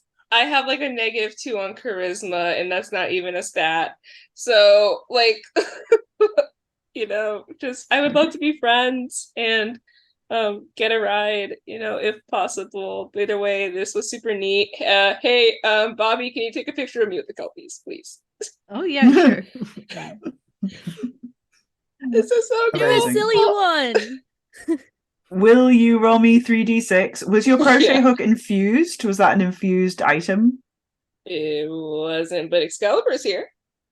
If it's from your sanctuary, then we can It is from my sanctuary. Okay, cool. So you get a +3 for that. And so was the yarn that she used and all that stuff. So yeah. Yeah, that's a +3. And that's a 16 plus how much? +3, so a 19. I'm not unshakable. You are rolling. You need to go to a casino directly after this. Okay. So that's a 19. Everybody gets 1 belief. You're really stacking it up. And yeah, you successfully buddy up with your Kelpie who absorbs the little miniature Kelpies. You kind of see them floating within the sort of semi-translucent part of its body before it sort of solidifies, kneels down, lets you climb on its back, and you are saddled and ready to go. Finally, Briar. Briar, this entire time has been carrying a soccer ball in one of those like net bags, like over her shoulder. That's one of my infused items. And so is like kind of like watching all this stuff happen and just thinking like, water animals do like to do like ball kind of tricks. And so is going to take out the soccer ball and is going to like do some like basically like juggling, not juggling like with your hands, but like kicking it and like keeping it up in the air, and then like does a header like to send the ball to one of the kelpies as a gift. The last One of the kelpie kind of kelpie. like headbutts it back. Yeah, cool. Give me a roll. So you're kind of doing a bit of a play performance kind of thing for them. Mhm. Great. Yeah. Cool. Okay. And my soccer ball is infused, so then I Fabulous. get +3. Oh my god, I rolled so badly. Oh no. 9. Is that with the +3? That's with the +3. I got a 3, a 2, No. and a 1. That is a failure. The soccer ball just bounces off the horse's face and like lands on the pebble, and it looks at the soccer ball and looks at you with a sort of like, why did you just throw that at me kind of look. Sorry, I thought it was gonna be like fun, like we would like playing catch. But I should have said something probably first. I shouldn't have just done it and thought that you would be in on it. You can keep the ball if you want. It is confused with belief. That was the goal. I thought what was going to happen was that I would do the header over to you, and that you would just absorb it, like you did with some of the other stuff.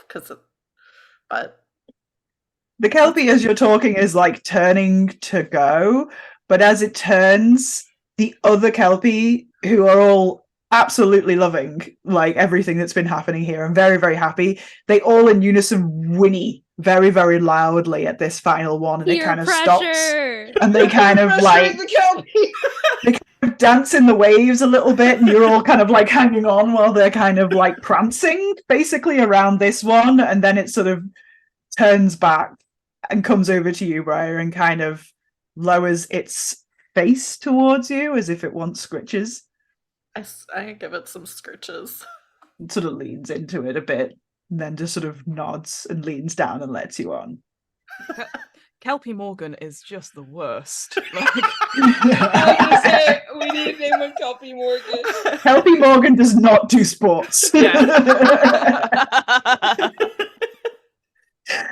Okay.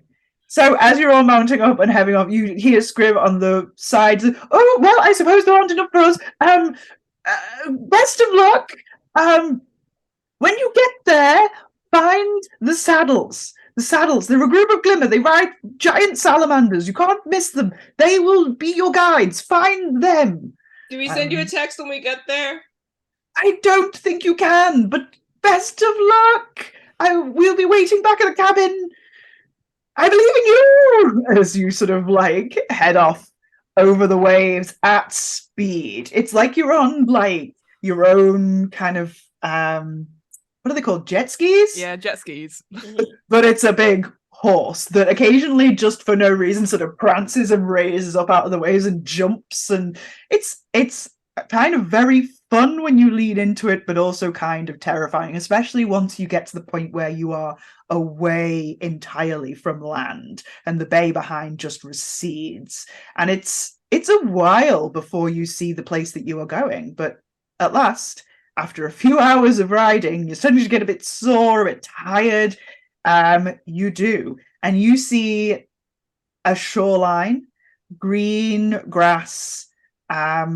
You think they're going to stop at the shoreline, but no, they move down and they find a river, which they take you upstream. You had a couple of unshakable results, so these kelpies are going to take you all the way upstream. They slow down once they're in the shallower waters, and it becomes more of a comfortable, sedate ride. And at last, they pull you in on the side of a beautiful, babbling river, and sort of shrink their forms down to let you sort of step onto land and disappear into the water.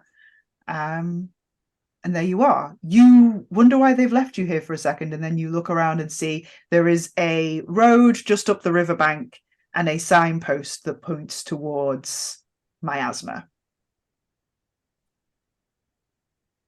So you join the road, you walk in that direction. You walk. It's starting to get into evening now, and you're starting to be a little concerned about whether you're going to get there in time.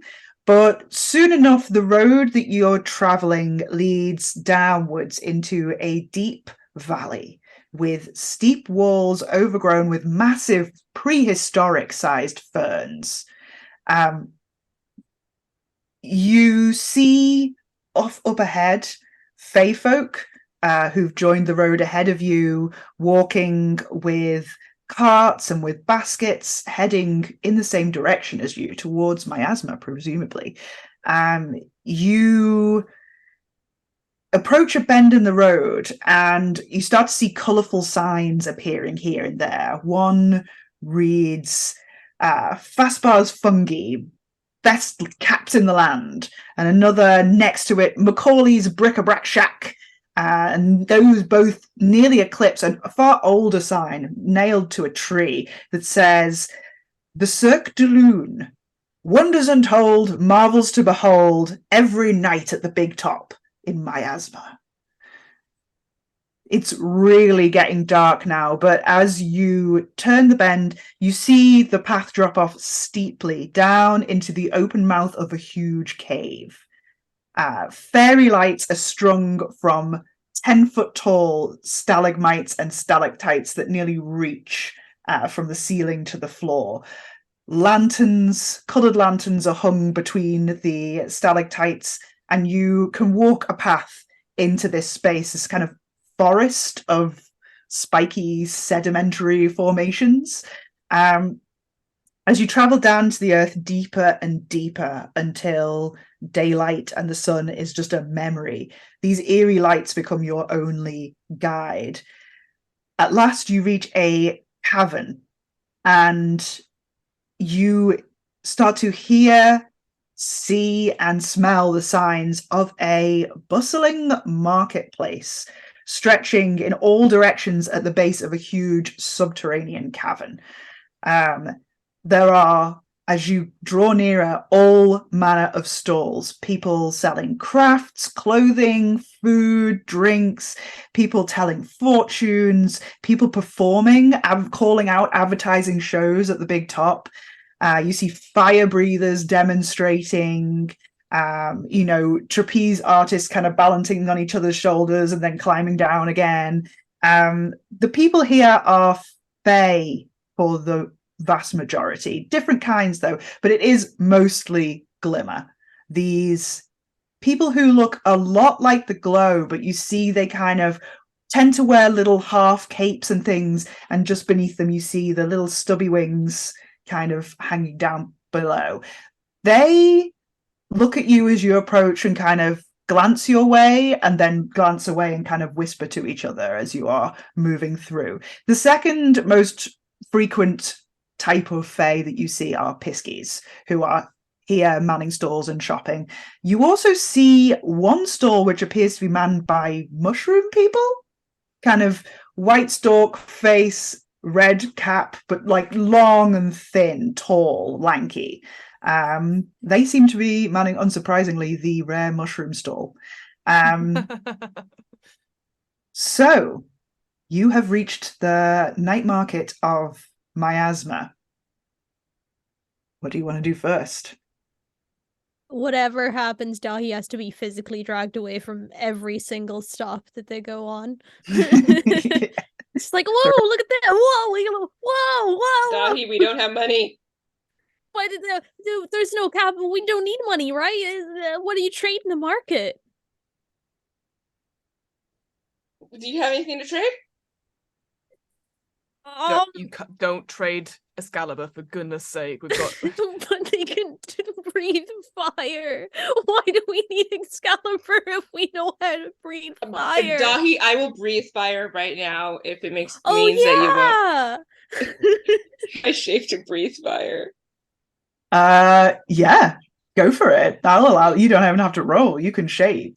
Okay, I'm going to look up breathe. Okay. Okay, let's see. Oh, it looks like breathe is like this with both hands. So breathe, And then fire. fire.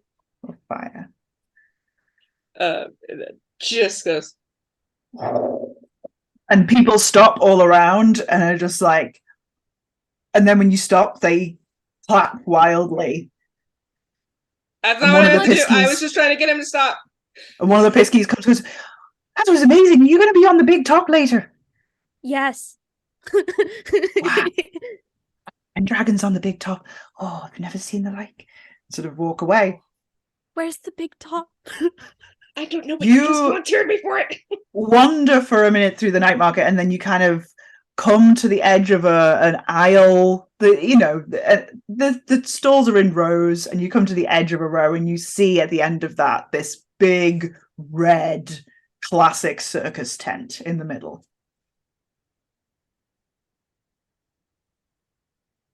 Dahi, did you just volunteer me for the circus? I can volunteer in your place. Can you breathe fire? I can fly. But we're not. I mean, the circus sounds really cool, but aren't we supposed to look for the saddles and like fight the Black Knight and all that stuff? Like, we could do the circus later. Maybe, I mean, we could always check the big top and see if the saddles are there. Maybe that's a good. Maybe they'll know who they are. Perhaps it makes sense. If we need to, we can always hustle people in the streets with Morgan's card tricks to find out information. It's not a hustle. Magic is a practiced art, and I will carry on. But it's a hustle if you're getting people to pay for it. I don't do that. I find that is just not for me. I'm just it's all about learning to perfect and with the hand movements. It's very important in shaping too. Carry on. At this point, Dahi, you look down, and Excalibur is not in its sheath. Oh no. Hey, gang. You look around and you see a hooded form pacing away from you through the crowd. Stop that hooded form! Everybody just kind of looks at you and just goes about their business. Can I shoot lightning at the person? That's violent. Is that what you want to do? Yeah. Okay. I All will right. learn how to use fire in a way that doesn't hurt people. Lightning! Okay, roll for me. Person you struck with lightning. Roll for me and see if that works. That's how much do I get with the plus for shaping? You get a +2 because you used a second level shape. Okay, in that case, it's 14. Can I have my headphones on while this is happening? No, you were doing this very spare of the moment. You don't have a moment to prepare. So you get a 14. I will tell you now that the form rolled something as well, and you see them shape as the lightning comes down towards them, but it crackles. They fail to do whatever they were doing, and it sort of stops them in their track as it hits the ground. At this point, people start running away from the space, and the figure is still, after the lightning bolt goes, it's still running away.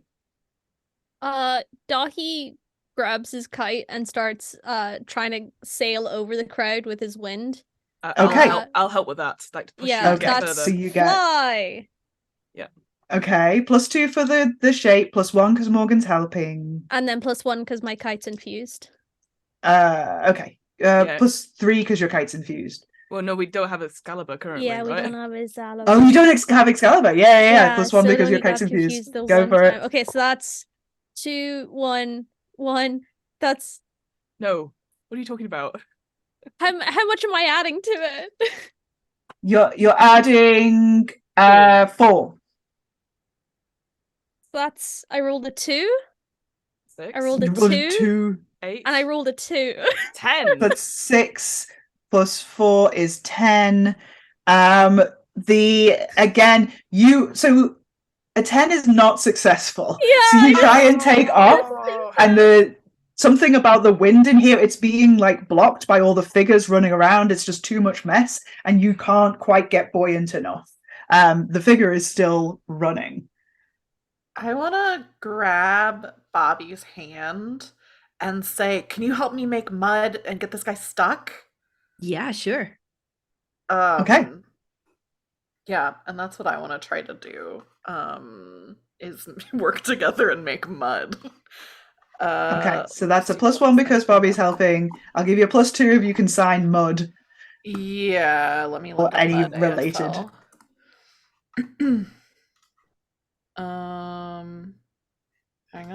Hang on. Oh, I think it's this. That's amazing. So I just signed this. You sign mud. You've got a +2 for that. You've got a +1 because Bobby is helping. Give me a 3d6 roll. All right. I'll roll these 3. Oh, okay. Oh, I think it just succeeds. Okay, so +3 total, so 13. Okay, so the 13 is a success. The ground beneath this individual turns to sponge, and you see them sink down. You see them try to extricate themselves. You see them shaping, and from the shape, kind of sort of darkness spreads out around them, trying to undo what you've done, but it's not powerful enough. Their roll did not match your roll, and they are stuck in the mud, increasingly sinking. And as you walk towards them, you hear them going, can I get a bit of help here? Starting to sink. You get help. Seriously, Eric? It's not Eric. You look, and the hood falls back at this point, That and was you the final see boss battle. a glimmer. Yeah, I thought so. there. I mean, you're gonna need to hand us something pretty like long and to lift you up. So Maybe a he's like, sword. "Are you trying to get me to hand you Excalibur? Yeah. Yeah. You're not just going to leave me to sink here if I give you Excalibur, are you?" No. No, we'd actually help you up. We're pen jerks. dragons. We like to do good things because we get belief and reward. That's for not it, why you know? we do good things, guys. It's part of the reason. We help old ladies with their shoes. He's sort of sinking, and he's like, Come on, sinking, man. and he leaves it till like seriously the last second to sort of pull Excalibur free and sort of hand it to you. Okay, It's in the scabbard, so his hands don't get he hands it to you handle first. The jerk part of me that's Nox wants to be like, as a joke, Ellie goes, "Okay, bye." That would be really mean. I was gonna say if he hands it like blade first, then Dahi can like put the sheath over it and lift it that way. Okay, all right, do it that way. He's holding on to the end. He's like, "Don't you let me sink? Don't you let me? I I'm won't. sinking. You're I'm the cool bird. We're friends. Are you? Do I know you? Maybe an ancestor of mine. Sound. Can you get me out? Yeah. Wait, did my ancestor have like a cool name and a Help statue them out too? first. I don't think we have I know, time I'm for lifting him that. out, I'm His lifting him head out, is I'm going lifting beneath him the out as mud. Okay, you pull them free, and they are coated in mud, and they just stand there, hand you the sword, and just go, "All right, so this is embarrassing." Yeah. Don't worry, I won't tell anyone.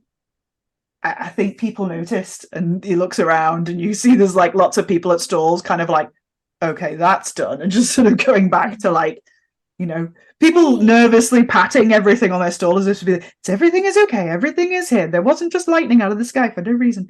None of these explain other why you fools can stole say that? they held Excalibur. Oh my, is that? Yeah, you That's you what that said is. hand you Excalibur. It is Excalibur, yeah. Well, anyway, I'll be going now. So turns Okay. around to go leave. Wait, You should be proud of yourself. Do you know the saddles? Yeah. Oh we're yeah, looking for them. yeah. Yeah, those Jobsworths. They'll be in there's a cavern to the northeast. there's a sign outside. It's in the shape of a saddle. Just don't tell them that you know me. Because you Why We don't. don't know you. We really don't. No, you We don't. but do you So, want to really quickly explain why or do you just steal from random people? that one. Oh, That's fair. okay, it's nothing personal. Bye. Keep up Oh, the so hustle. it is personal. Then I'm mad at you. We I don't have just time. We make- gotta go saddle. Yeah. Mhm. Okay. Yeah. I'm You- holding Excalibur like baby strapped to me, like like it's at the Papoose. front. Yeah. Like in the The front, hilt yeah. is in my face. Yeah, So I'll never lose I it guide again. Dahi, like I'm just on shoulders, like Yeah. moving them through. Okay, you move through the crowds and you find at the edge of this space an opening to a further cavern that has a saddle outside. You poke your heads through and you find a group of Glimmer basically tending to and stabling and taking care of some massive, like kind of 10 foot from nose to tip of tail lizards, salamanders in glowing neon colors, like a neon red one with bright green spots, a neon blue one with pink spots. And they sort of look up as you come in and they're like, oh, Pendragons? Hi. Hiya. Oh, wow. We didn't know you were coming. Yeah, we're kind of dropping in on everyone out of order. Oh, wow. Okay, cool.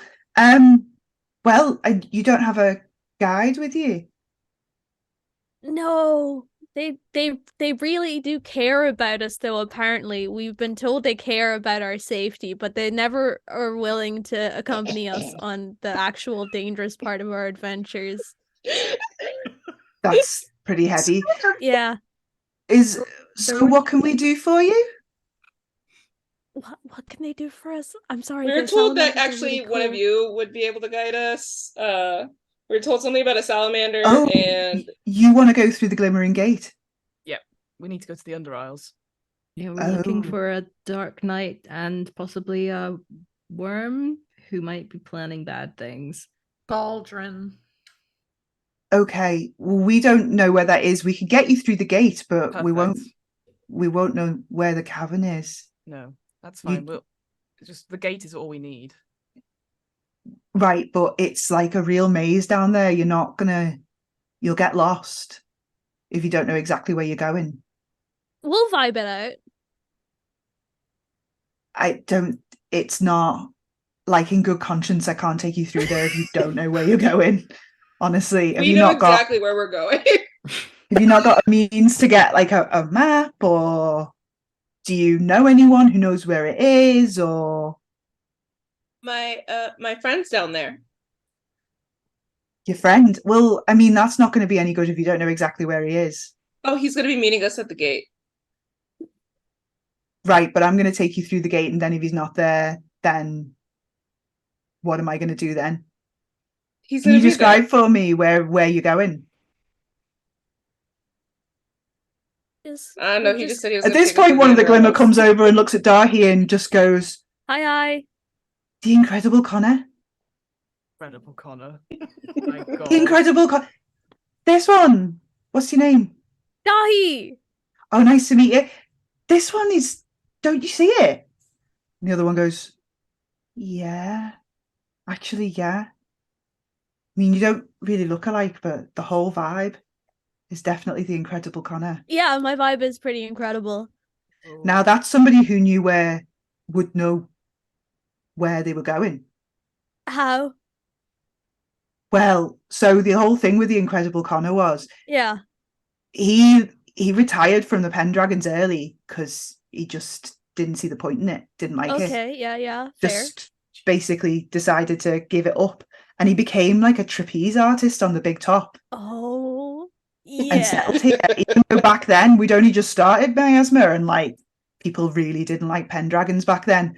But he was so good at the trapeze, he got famous and he got popular. But then when he realised, well, it was hard times here when we first moved here. We didn't really have any belief at all.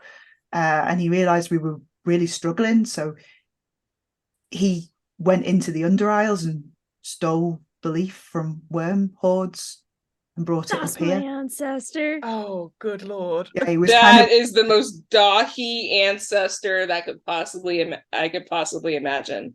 he was kind of like a rob from the rich, give to the poor kind of guy. Yeah. So, I mean, he would know if you could uncover like a memory of his. Do you know there's a couple of psychics in the market that might be able to help you? What do you trade in the market? Is it just a bartering system? It's bartering, but I mean, if you convince them there's a good reason, maybe they'll just do it for free. But most Glimmer don't like the Pendragons, right? I think Or is that changed? I think if you name drop the Incredible Connor, Yeah. that'll help. Okay, yeah. Yeah, Honestly, like... I mean, we with the Saddles, we're on your side. Like, we've been down there, we know how bad it is, and we know that the Pendragons help, but I'll admit it's a little dodgy. But the psychics, if you explain that you're related to the Incredible Connor and that you're trying to recover his memories, they'll defo be into it. I never thought... Something to brag about, innit? I never thought we'd have psychics and the words Incredible Connor in the same sentence, I'll be honest. Wait, Morgan, you have psychic powers with the card thing. No, no. I mean, it's not the same. It's a more practiced art, and also you're quite predictable. You remember seeing on the way into the markets a pair of stalls. There was Miss Clea and Miss Aspasia next to each other. One we go in right there. purple with a crystal ball and one in green with cards laid out with nearly identical Glimmer women sat at them. Are they related? You can find out if you want to go and try that. We go there. Okay, you head over there. And you find them sat behind their stalls, kind of like muttering to each other, and you hear one of them go, "Crystal ball, really? Is that what you're trying today?" And the other one's like, "This is not cards. Cards, as if." Hey guys! They both like look and sort of go, "Hello. Hi. Acquire your fortune told." They say it pretty much in unison, and then they look at each other. So did you guys ever hear of the Incredible Connor? Everyone around here's heard of the Incredible Connor. Look familiar? They stare for a few. They both come out from behind their desk and like stare at Dahi. "Oh yeah? Oh, nice one. Well, it's nice to meet you. And your friends. Oh yeah. Yeah, they're really cool too, but we really need help unlocking some Incredible Connor memories of traveling past the Glimmering Gate. So, which do you recommend? Cards or Crystal Ball to do that one? Dahi. Clea says, "Well, cards are obviously better in most cases." And Clea talks over and goes, No, but Crystal Ball, but for this one." And then in unison they say, "You need to do something a bit different." And then Clea says, "Actually, you need both of us for that. We'd have to work together." That's great! So what have you got to exchange? Morgan? Are you kidding me? I'll look at what I've got. Can we do another card trick for them? I don't think cards are going to pass it. But they love cards. One of them loves cards. Wait, one of them loves cards. Briar, the other loves balls. You get your soccer balls. I gave my soccer ball to You can't throw a soccer ball at the Glimmer. You don't have a spare. I'll go. It's Just to help. I'll bring out one item from my sanctuary, which is a pencil, which is infused, and I go, "Look, I know it's not much, but this pencil, like, it's really. I mean, obviously, I've written everything with it, but you could write down everything and anything. It has a whole world of knowledge in here." I just pop it on there, and then I go. I also have a library card, which is access to all my books back at the cabin. If you ever want to read up on stuff, I've got dungarees. Don't One of give them the takes the clothes off pencil your and back. goes, "This is a magic pencil, yeah." It's infused with belief, so it maybe does positive affirmations or something. All right, that's pretty good. We can do that. Okay. You can keep the library card though. Not much of a reader, except of the cards. The other one goes, and of the Ooh. crystal ball. So they sit you down, Darky, and they're like, "We need a bit of space for this. You can watch, but we need silence."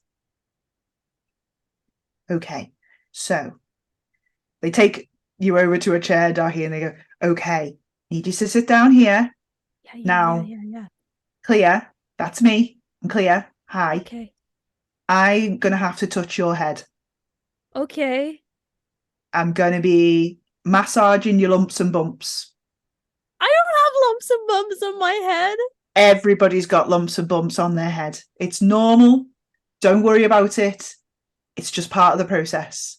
Meanwhile, Aspasia is like, "That's me. I'm going to be trying to unlock your sense memories with different scents and sounds." Now, do you know how long ago the memory is that you're trying to uncover? I mean, when was the Incredible Connor around?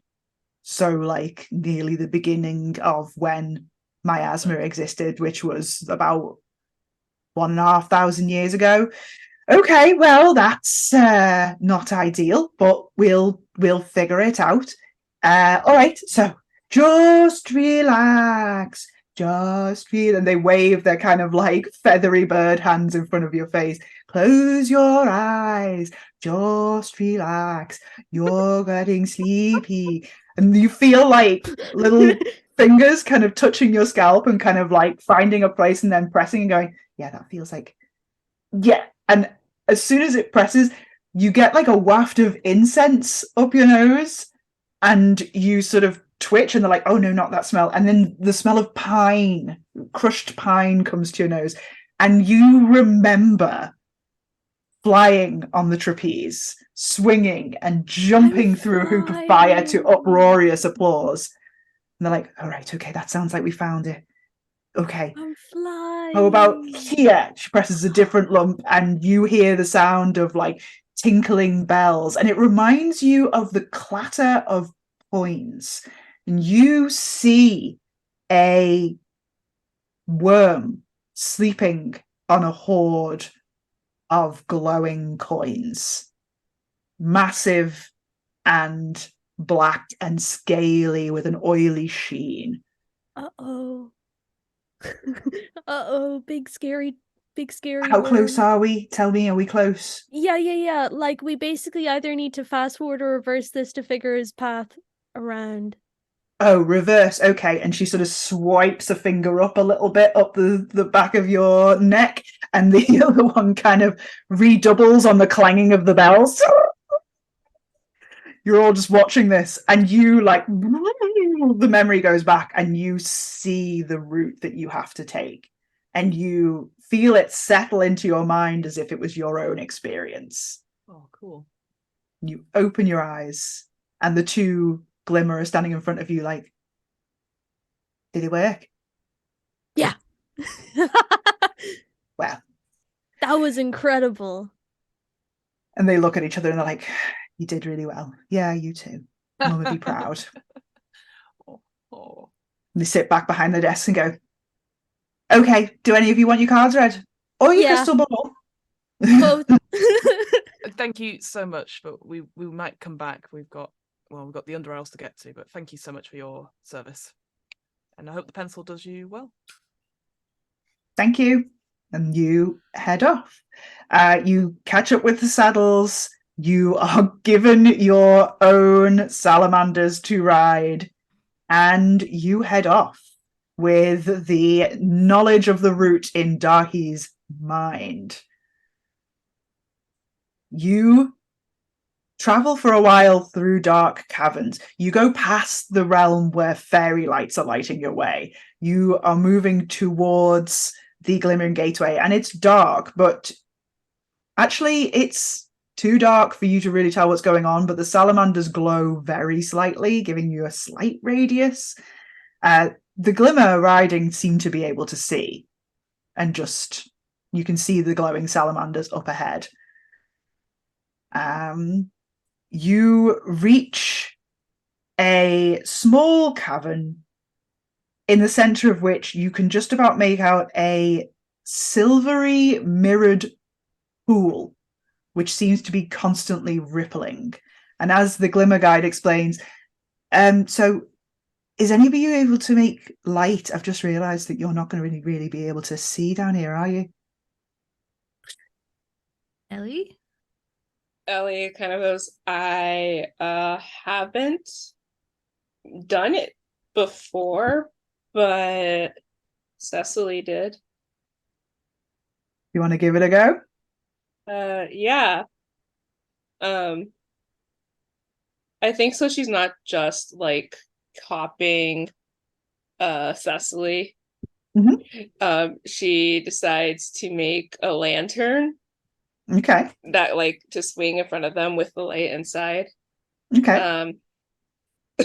Oh wait, I love this sign. Hold on. So it's something like this, or no, sorry, I'm right-handed. So it's like this for light, it looks like. And then lantern. Lantern. Like this looks like it, they move it a little bit, but I'm trying to get it in frame, so it's like a little bit like lantern kind Light, lantern. Okay, you do those. And I'm not going to make you roll. It works. This glowing orb within this lantern that you can then set. There's a little hook that on the front of the saddles that they show you that like telescopes out. They go, these Piskies made these, so they're all very clever. They've got all kinds of gadgets and gizmos on them. So this one, and they pull out an antenna and you're able to hook the lantern to the end so it swings ahead of your salamander as it rides. Okay, is everybody ready? You know the way. Got everything you need. All right. Brace yourselves. So you head into the pool, and when you pass through, cold washes over you, and you come through to a strange space with glowing plants, strange fungus. You see well, actually, the first thing you notice is that the pool leads to a sheer rock face, and the salamanders are able to walk on walls. So you are facing down. You are on a roller coaster that just came over its peak, basically, but moving very slowly. You are strapped securely into these pisky saddles that were cleverly designed for this exact purpose, and you make your way down the wall.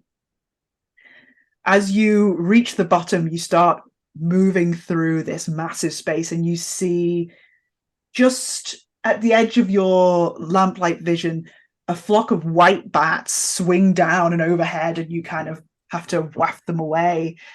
You are moving through, continuing on. You follow Dahi. Dahi, you remember that there are various obstacles on the way, nothing you haven't experienced before. You reach a cliff. Briar is able to make a bridge. You reach a river that you have to move under. The skill you learned of making bubbles to breathe in, you use that again. Nothing phases you. The thing that Dahi remembers that was difficult is that the entrance to Skaldrin's layer is full of these tulip-like fungus that, as you pass, burst open and release spores that will make you go to sleep. You reach that point and you find them there. Oh yeah, guys, I should probably mention this is Skaldrin's lair. I just said, uh-oh, big dragon. Their big worm, didn't I? Yeah. Yeah. I forgot. Kind of figured it That- would be. It still feels a little important to mention, but yeah. I'm not hearing that from you, Ellie, that I should have mentioned something. I gotta give Gask a high five for that one. That was good. Can we make gas masks? Air? around our faces. Hang on. I can also see if I can make little bubbles of water around the fungi to catch the spores. But I think combo of gas masks as well is probably the best idea in case it doesn't work. I can like go first, like flamethrower style. You cook these mushrooms, like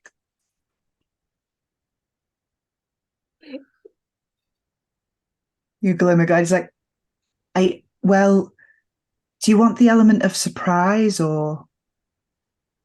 Think we'll need it. Well, I'd say maybe save the flamethrower till you're facing a worm. I'm probably going to wait out here if that's all right. I can't shape. I'm not much use in a battle with a worm. Yeah, that makes That's fair. sense. You helped us a lot by getting here. Okay. Anything for the incredible Connor's descendant. What's better than incredible? Soon you'll be able to tell people you know the Incredibler Dahi. I like gesture and Dahi over and I say, I think that's not, it doesn't have the same ring to it. I think you should just keep working on it. But you don't think that's good branding? I mean, just if you say like Incredible Connor versus the unforgettable Dahi. Dahi. That could be bad though. The dashing? At this point, GM note, we have 25 minutes left. Yeah. Dahi's name can wait. Yeah, so I can do gas mask. Nice. Okay. Gonna look up. Oh no, the sign language dictionary I have doesn't have bubble in it. Okay. I've never been able to find bubble, but it's just finger spell it, I guess. I'll do orb.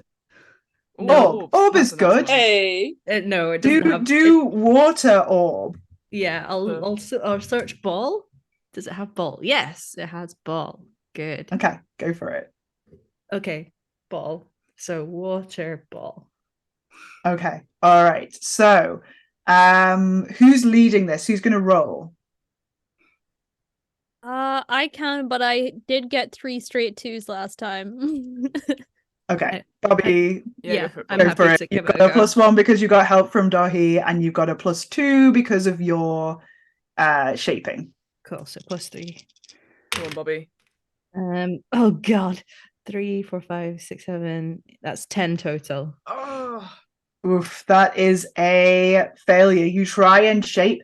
You feel in this strange under aisle space, the belief that infuses your items flickers slightly and just seems like they're about to go out. And then, Dahi, you feel Excalibur glow at your hip and your items go back to normal. But it seems like your abilities are not entirely reliable in this space.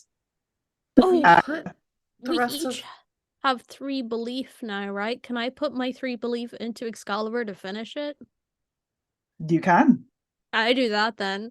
You take out Excalibur. I forgot. And stopped at this pass, you provide the final 3 belief, and the sword begins to glow with the light of 30 torches, and the strange tulip fungus, suddenly rise up, seem to sprout little legs, and run off into the darkness. Yeah, you better run. They are gone. The way is Okay, clear. onward. Dahi, you just did what no other Pendragon has ever done. I mean, we've done what no other Pendragon has done. I just did the final 3. Okay. When you sheathe the sword, the light goes out, and you are just walking by Ellie's much more subtle lantern, because the sword is daylight. It is a lot. You move through the cavern, sort of tunnel, more like. And you remember, Dahi, from your ancestor. You tell everybody to be very quiet, and you move forward, and you find, as the tunnel opens out, pretty much the exact visual you saw just before. There is a large black dragon that you recognize sleeping, its spine facing towards you. It's kind of curved up, its head somewhere behind the bulk of it that you can see from the back, lying on top of a massive pile of coins which seem to glow, and you recognize these as being infused. It's a massive hoard of belief infused coins. You see off to the edge of the cavern, there are kind of a little area with a blanket, a few clothes, a couple of books, and some wrappers. Looks like wrappers from the fair or something, from the marketplace. You ascertain that this is Eric's kind of little corner and he's not home. What are you doing? I mean, do we want to approach aggressively or like... If we can find some stuff on Eric, maybe that'll be helpful. So, I mean, I could blow the litter towards us and hope that maybe his wallet appears and we can read his backstory. I don't know, just... I famously write down my whole backstory and put it in my wallet. What if you like Not you have to all go of to us hospital? carry journals, Morgan. Hey, I feel like Eric definitely has a journal. I yeah, was yeah, saying the true. same thing, yeah, but maybe we should. Some of us should sneak over there and look for it, whilst we'll stay back and warn us if there's any issues. I can stay back and look at the dragon. Keep an eye on them, or the worm. Okay. I'll draw Excalibur if he wakes up. If he wakes up. That's like one of those alarm clocks that the light that comes on. That'll definitely wake but that'll up. distract him away from you guys if they wake up. I think Excalibur is definitely gonna wake us all up.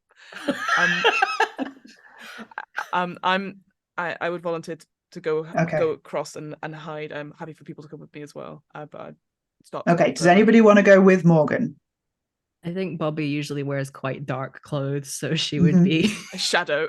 Yeah. Okay. All right. So Morgan and Bobby, you are trying to sneak over to Eric's little corner without the dragon waking up. This will be a roll. What are you trying to do to help with the sneaking? I would try and make it so that we are actually floating on a cushion of air, so our footsteps aren't echoing and we don't dislodge anything. So we're like maybe like an inch or so off the ground. So I'd be doing that. All right. So give me your shape. Okay. Well, yeah. Bobby, are you able to help with this? What are you thinking?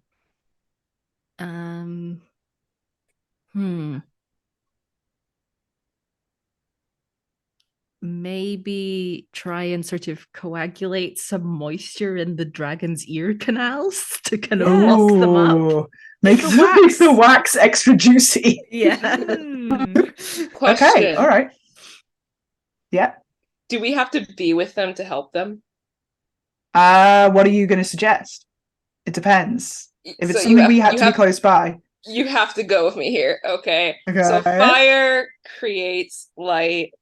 I feel like maybe Ellie might be able to do the opposite, where she like takes light away to make it so that enough that they can see, but enough that it'll take the worm a little bit to notice them. Okay, so you want to kind of create a bubble of light around your friends so they can see, but have it repel light outside. Yeah. Okay. So kind of like maybe like mirroring. Oh wait, yeah, because like reflections and stuff. Maybe like mirroring it so that it looks like there's nothing there. Okay. All right. You can give it a go. We'll give you a +1 for that. We've got a +1 for blocking the dragon's ear. So this is Morgan. mirror. What's your shape? Yeah, it's just bubble. Right. So yeah, so there's basically like an air bubble that was sort of popping through, almost like bubble wrap, essentially. Or if you wanted a +2, you could just do air. Oh yeah, that's it. Air, yeah, obviously, yeah. Yeah. Sorry. So you do air. That's 2. You've got 2 added because you got friends helping, so that's a 4. Yeah. Do you want to use an infused item? I mean, I'll be honest. I don't think any of these items are going to help. Okay, all right. Yeah, I don't think I'm not going to be playing cards or anything like that. I think All just right. straight to the point. So you got your +4. Yeah. Give me a roll.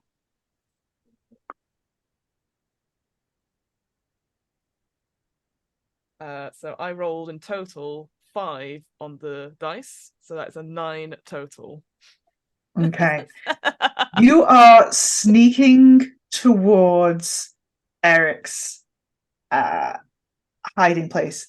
Everything is kind of working, but then the dragon shifts in its sleep, and for a second you all lose concentration, and the Morgan and Bobby fall back to the ground.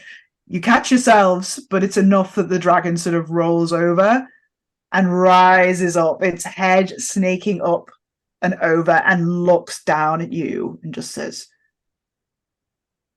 I never dreamed you would come to me. And opens its mouth to breathe fire at Morgan and Bobby. What's everyone doing? Drawing Excalibur. Okay. All right. You draw Excalibur. I'm going to say Dahi gets to roll with a +4 for Excalibur. But other people can do things to help with this. I'd like to throw up a wall of water to block the fire breath. Yeah. Okay. All right. So that's a +1 to Dahi's roll. Anybody else for anything else? Ellie's gonna try to get the fire to come at her instead, like try to like shape so that it whips around to her. Oh, pull it towards her so she can contain and control it. Okay, that's a +2. I'll reinforce Bobby's water wall with like freezing it almost with the sort of with icing. cold air. Yep. Okay, all right, that's a +3. Briar. I'm gonna try to get, because we're in a cave, right? I'm gonna try to get something to dislodge from the ceiling and land on Scaldron's tail. A big old boulder. Distract. Okay. That's a +4 from help, +4 from Excalibur. So that's a +8 to your roll, Dahi. Okay. Big money. That's 18. 18. You all get 1 belief, and Dahi, you draw Excalibur, and this huge cavern layer is suddenly lit up all around. You quickly catch on ledges above what you hadn't seen before, cloaked figures standing that suddenly shy back from the light. The wall of frozen water from Morgan and Bobby rises up to stop the flames, but just before it even reaches that, it redirects to Ellie, who holds onto it. A massive boulder. Briar concentrates, overcoming her at first lack of understanding of this soil and rock aspect of her element, and wills this gigantic boulder to crash down on top of this worm, pinning it. It sort of tries to rise, and it just sort of snarls in frustration. And from behind you, the way that you came, you hear a voice say, "What are you doing in my home? What have you done to Scaldron?" And you turn to see the Black Knight standing and drawing his shadow blade. Hi, Eric. We just want to talk. How do you know my name? Because we're psychic. Not psychic. We're not psychic. He lunges towards you, Dahi, No. raising his shadow sword. Yeah. This is a roll-off. Oh, no. But I get +4 because I'm using Excalibur, right? Yeah, but he's using something too. Uh-oh. Oh. Nega Well, wait. Excalibur. Nega. Big money, no whammies. Don't- Oh, no! Not the whammies. 1, 2, 4. Ooh, okay. +4, that's 11. That's 11. He rolled a 16. So he comes in and just like pushes you back and to the ground and sort of like holds the sword at your throat. Excalibur lies on the ground nearby, having fallen out of your hand. The light goes off. The dragon sort of starts to rise up, and Eric sort of holds the sword to your throat and says, "Why did you come here?" To talk, really? You want to talk? You attacked my friend? Your friend was about to breathe fire at us. That's not true. We literally saw them do it. Why should I believe you? Because belief is all we have. And he just like raises the sword. You get another round. What are you going to do? Everyone can help. I'm gonna like blast him with like an air thing to like push like this, almost get him off balance if he's getting down with the sword onto Dahi. Okay, so Morgan was the quick reactor. Morgan, lead this roll. Sorry. Who's helping? Dahi's just trying to kick him off with his Ellie feet. is gonna. Okay, that's a help. That's a +1. Ellie's gonna rush up and try to grab Excalibur and swipe up and set the blade on fire. Okay, that's a 2 for helping. Briar and Bobby. I think Briar's thinking about those mushrooms outside and wants to do something similar, kind of. So I think is going to try to make mushrooms grow out of the ground that'll have some kind of thing to maybe put either Skuldrin or Eric to sleep. And like trying to kind of do it where Morgan's pushing the air, so the air will be summon the magic of the fungi spores. Okay, Yeah. great. All right, okay. And Bobby. I think Bobby's going to try and make a muzzle out of water for Skuldrin to stop him from breathing any more fire. Oh, cool. All right, so that's a +4 to your roll, Morgan. And if you're using infused items, add those. If you used a +2 level shape, so that's a +6. Let's see. I just use my dungarees. No, I don't. You're always using those. Now's the time to use the dungarees. I get, the pockets are magical. So I rolled a 9 on the dice, but with was it +4 and 6, so that is a 15 total. 15 total. Yep. Ooh, he did not roll well. Oh, like last time. He got a 13. Oh. You blow him away, and he falls down on his back. Ellie, you pick up the sword and hold it flaming. It glows and burns. Dahi, you kick him as he goes to send him extra far. Bobby, you muzzle the dragon who struggles but can't get away from it. And Briar, you think hard, and the same weird tulip-shaped fungus march back into the chamber, surround the dragon, and breathe spores all over it. Did you intend to set it and Eric asleep, or just the dragon? Probably mostly just the dragon. Okay. The dragon passes out. Yeah, mushroom. I did check that. That's so cute. And dragon, I believe, is yeah. Dragon. So yeah, you use the mushrooms on the dragon, and it falls asleep. You see it stop struggling, and Eric sort of lies on the floor. His sword is off away from his hand, and he starts crawling towards it. What do you do? I want to suck the sword into the ground. Rocks form over it. He just cries out in frustration and stands in front of you and just like, why are you doing this? I'm just trying to understand, okay?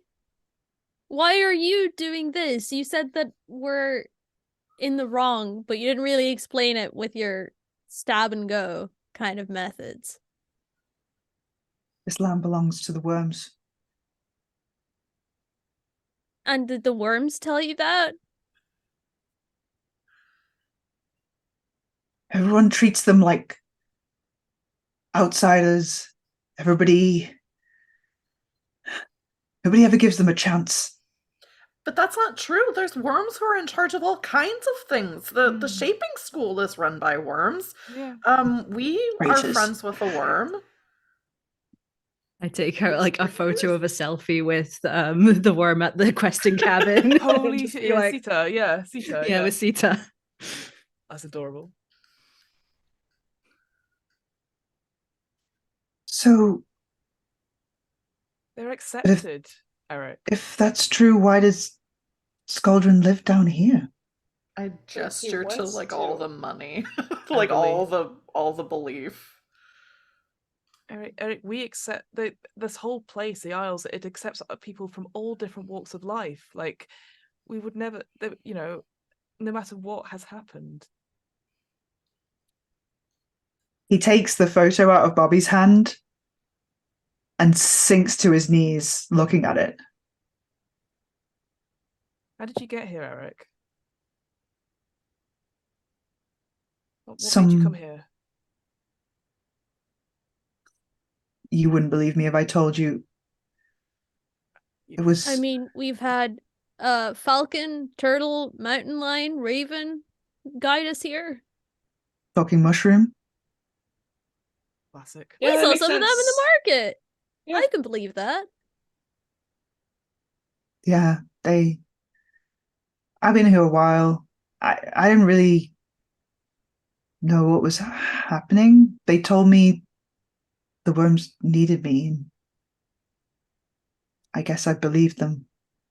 You've been gone for 6 months. How do you know that? Wait, you're familiar. I go to your school. Oh, shit. Guess you think I'm a real piece of work. No. Our school sucks sometimes.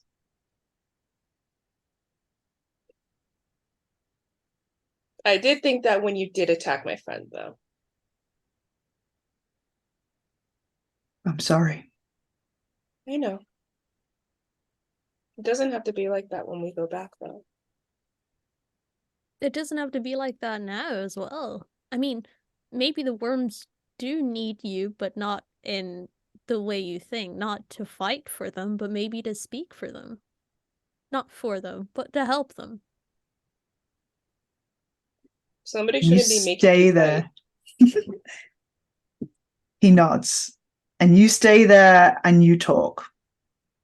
And soon, slowly but surely, you coax Eric out of the tunnels. It's a difficult process, but you are up to the challenge. It's not entirely sold on this whole new world thing, but when you finally meet back up with Scriv takes him under her wing.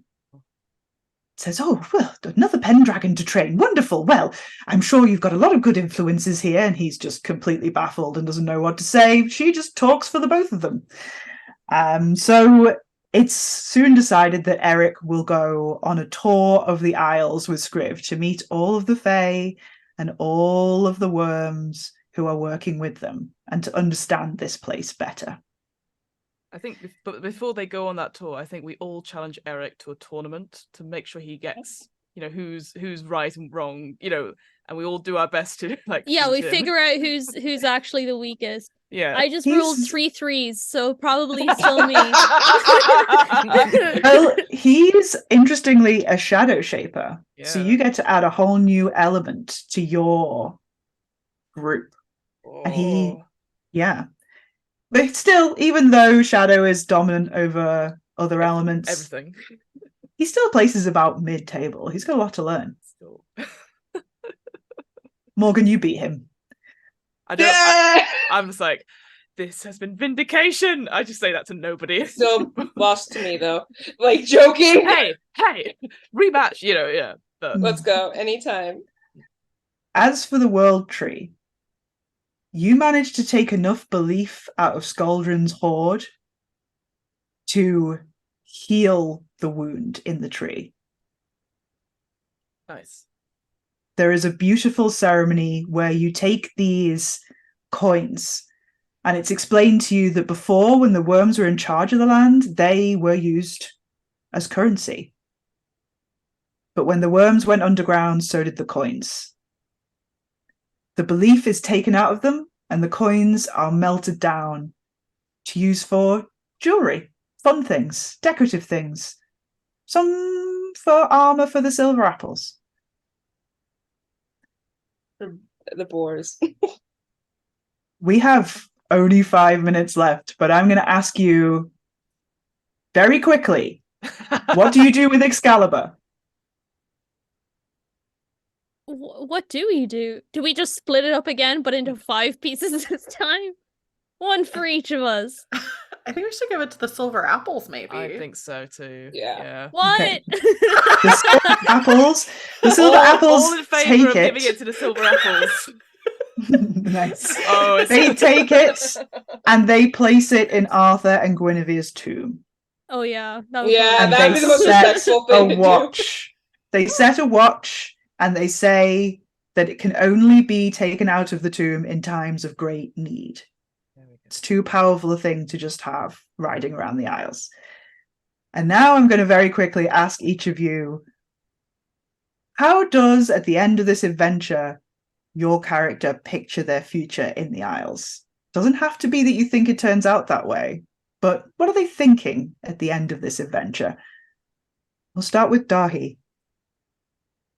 I mean, I think Dahi just wants to explore and meet more people because this is like he's very much a person, like he's a lot as a person, but this land is like a lot in and of itself, so he's like willing to meet it at its level. And I think he wants to explore the sky with Worm, but he also definitely wants to stay on land and then underground. He wants to see it all. Okay. How about Morgan? I think Morgan will definitely spending more time with the glow. Like she doesn't leave that library for days. Like it's so vast and amazing, and maybe like helps with writing up things. Like she's got beautiful handwriting, as we know from backstory. But yeah, definitely spends her time helping probably take down the stories. There probably is stories in the Isles, given like sort of old tales of Arthur and Guinevere but even from all the individual Fae friends that haven't been written down before. And so she would happily travel and sort of note them down first in her journal, and then scribe them over to like a proper beautiful manuscript where it could be archived in the library. Amazing. What about Bobby? I think Bobby would want to kind of hang out with Eric and see if they could do cool combo moves with shadow and water. Heck yeah. And Bobby would be like, I think your armor's really cool, and that kind of thing. When he lightens up, he admits that he thinks it's really cool too, and also that he likes the cure. Excellent. Good. And I think she'd also want to spend a bit of time in Shedscale, kind of learning some of the kind of, if she can imbue her water elemental powers with some healing abilities. So it's both the kind of offensive and defensive. Amazing. Briar?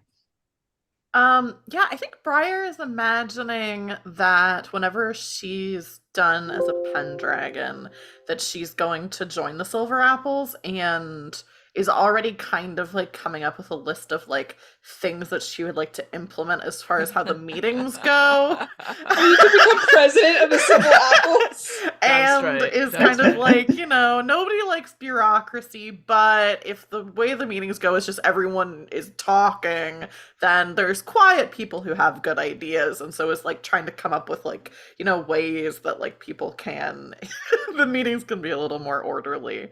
So I think that's what she's imagining she's going to do with her future.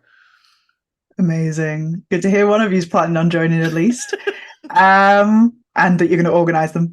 How about Ellie? So Ellie, I feel like at the end of this, Ellie maybe not fully believing in herself, but starting to believe more in the fact that she found friends who can help her get there. Kind of wants to do a bit of everything. And so she definitely wants to stay close to Eric, because, you know, eventually when they go back, she wants to have that friend, and she thinks he probably does too. So she's going to ask, you know, would you feel comfortable, you know, if I go with you? So at least, you know, it's not just Scriv who has a tendency to leave us by ourselves and go socialize. He just says, please. Yeah, I'll be there. And then like invite him to go hang out with the Capra, you know, shows off her brace, the Piskies, things like that. And then eventually ask Dahi if she can go traveling, like, and exploring everything with them, and maybe if they could bring Eric too. Oh yeah, absolutely. I feel yeah. like Dahi in his travels probably teams up with everybody at certain points.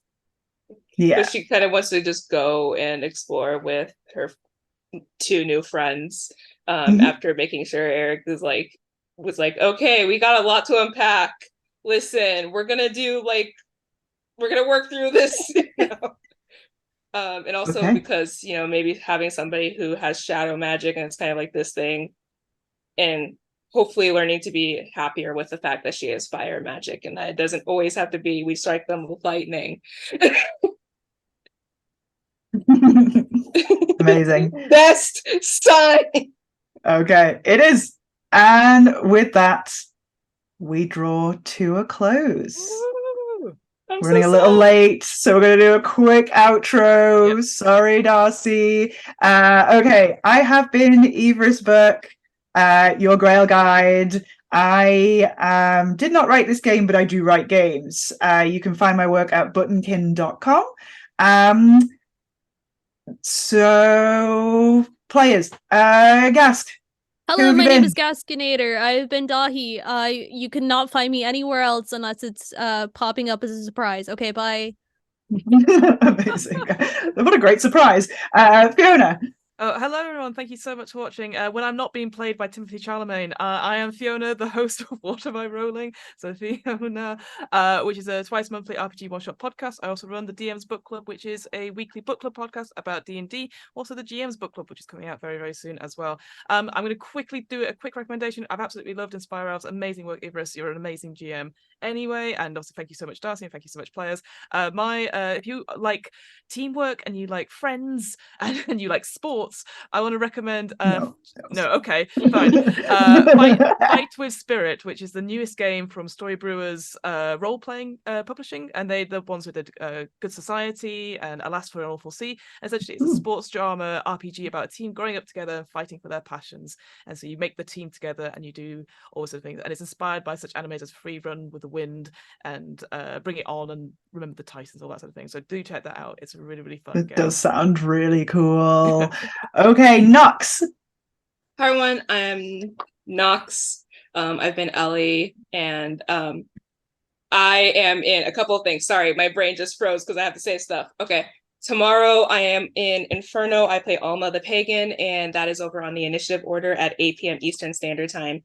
Not this, yeah, well, no, we'll just go Friday. Friday, I'm in here on Girls Run These Worlds, Gently on the Wind, which is a Valor game at 8 p.m. It's Magical Girl. It's super fun. My character does emotion construct magic while also trying to keep her emotions in check. It doesn't work.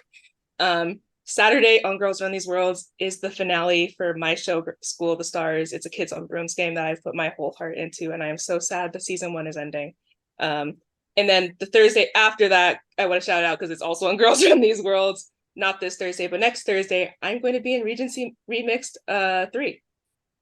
So Amazing. Follow me So on Twitter. good. Follow Nox. Okay, great. Taylor. Hey, I'm Taylor. I played Briar. You can find me on Twitch, Twitter, Tumblr, YouTube at Roll for Felicity. I do one-shots on my channel of a bunch of different systems. If you like indie games or you like getting exposed to games that maybe you've never heard of before, that's mostly what I do on Twitch, and my VODs are on YouTube, so you can find those there. Short and sweet. Amazing. Okay, and Maddie.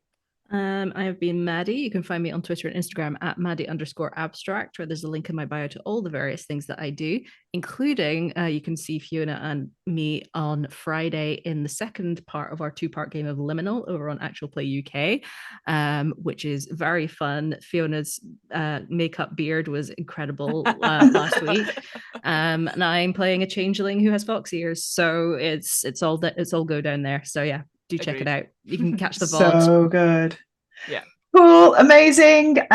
We are going to be raiding Chaotic Neutral Goblin, so stick around for that. If you want to sit where I am sitting, our creator application is always open. If you enjoyed the show, remember to subscribe, follow. You can also subscribe and follow on YouTube, where these videos get uploaded, and you can catch the rest of the series if you didn't already. You know how it ends? How did we get there? You can find out there. Thank you again, Darcy, for everything you do, and I'm so sorry we overran. Oh yes, Inspirisles. I have to shout out one more time. Inspirisles is by Hatchling Games, who sponsored this stream. It is available in all good game stores that carry indie games. There is also an expansion called Overisles, which recently was published, and soon coming up Underisles, which we dipped into today, but will be an actually published book soon enough. Amazing. So thanks again, Rich from Hatchling Games, for sponsoring this stream. And yeah, that's us. Thank you very much and good night.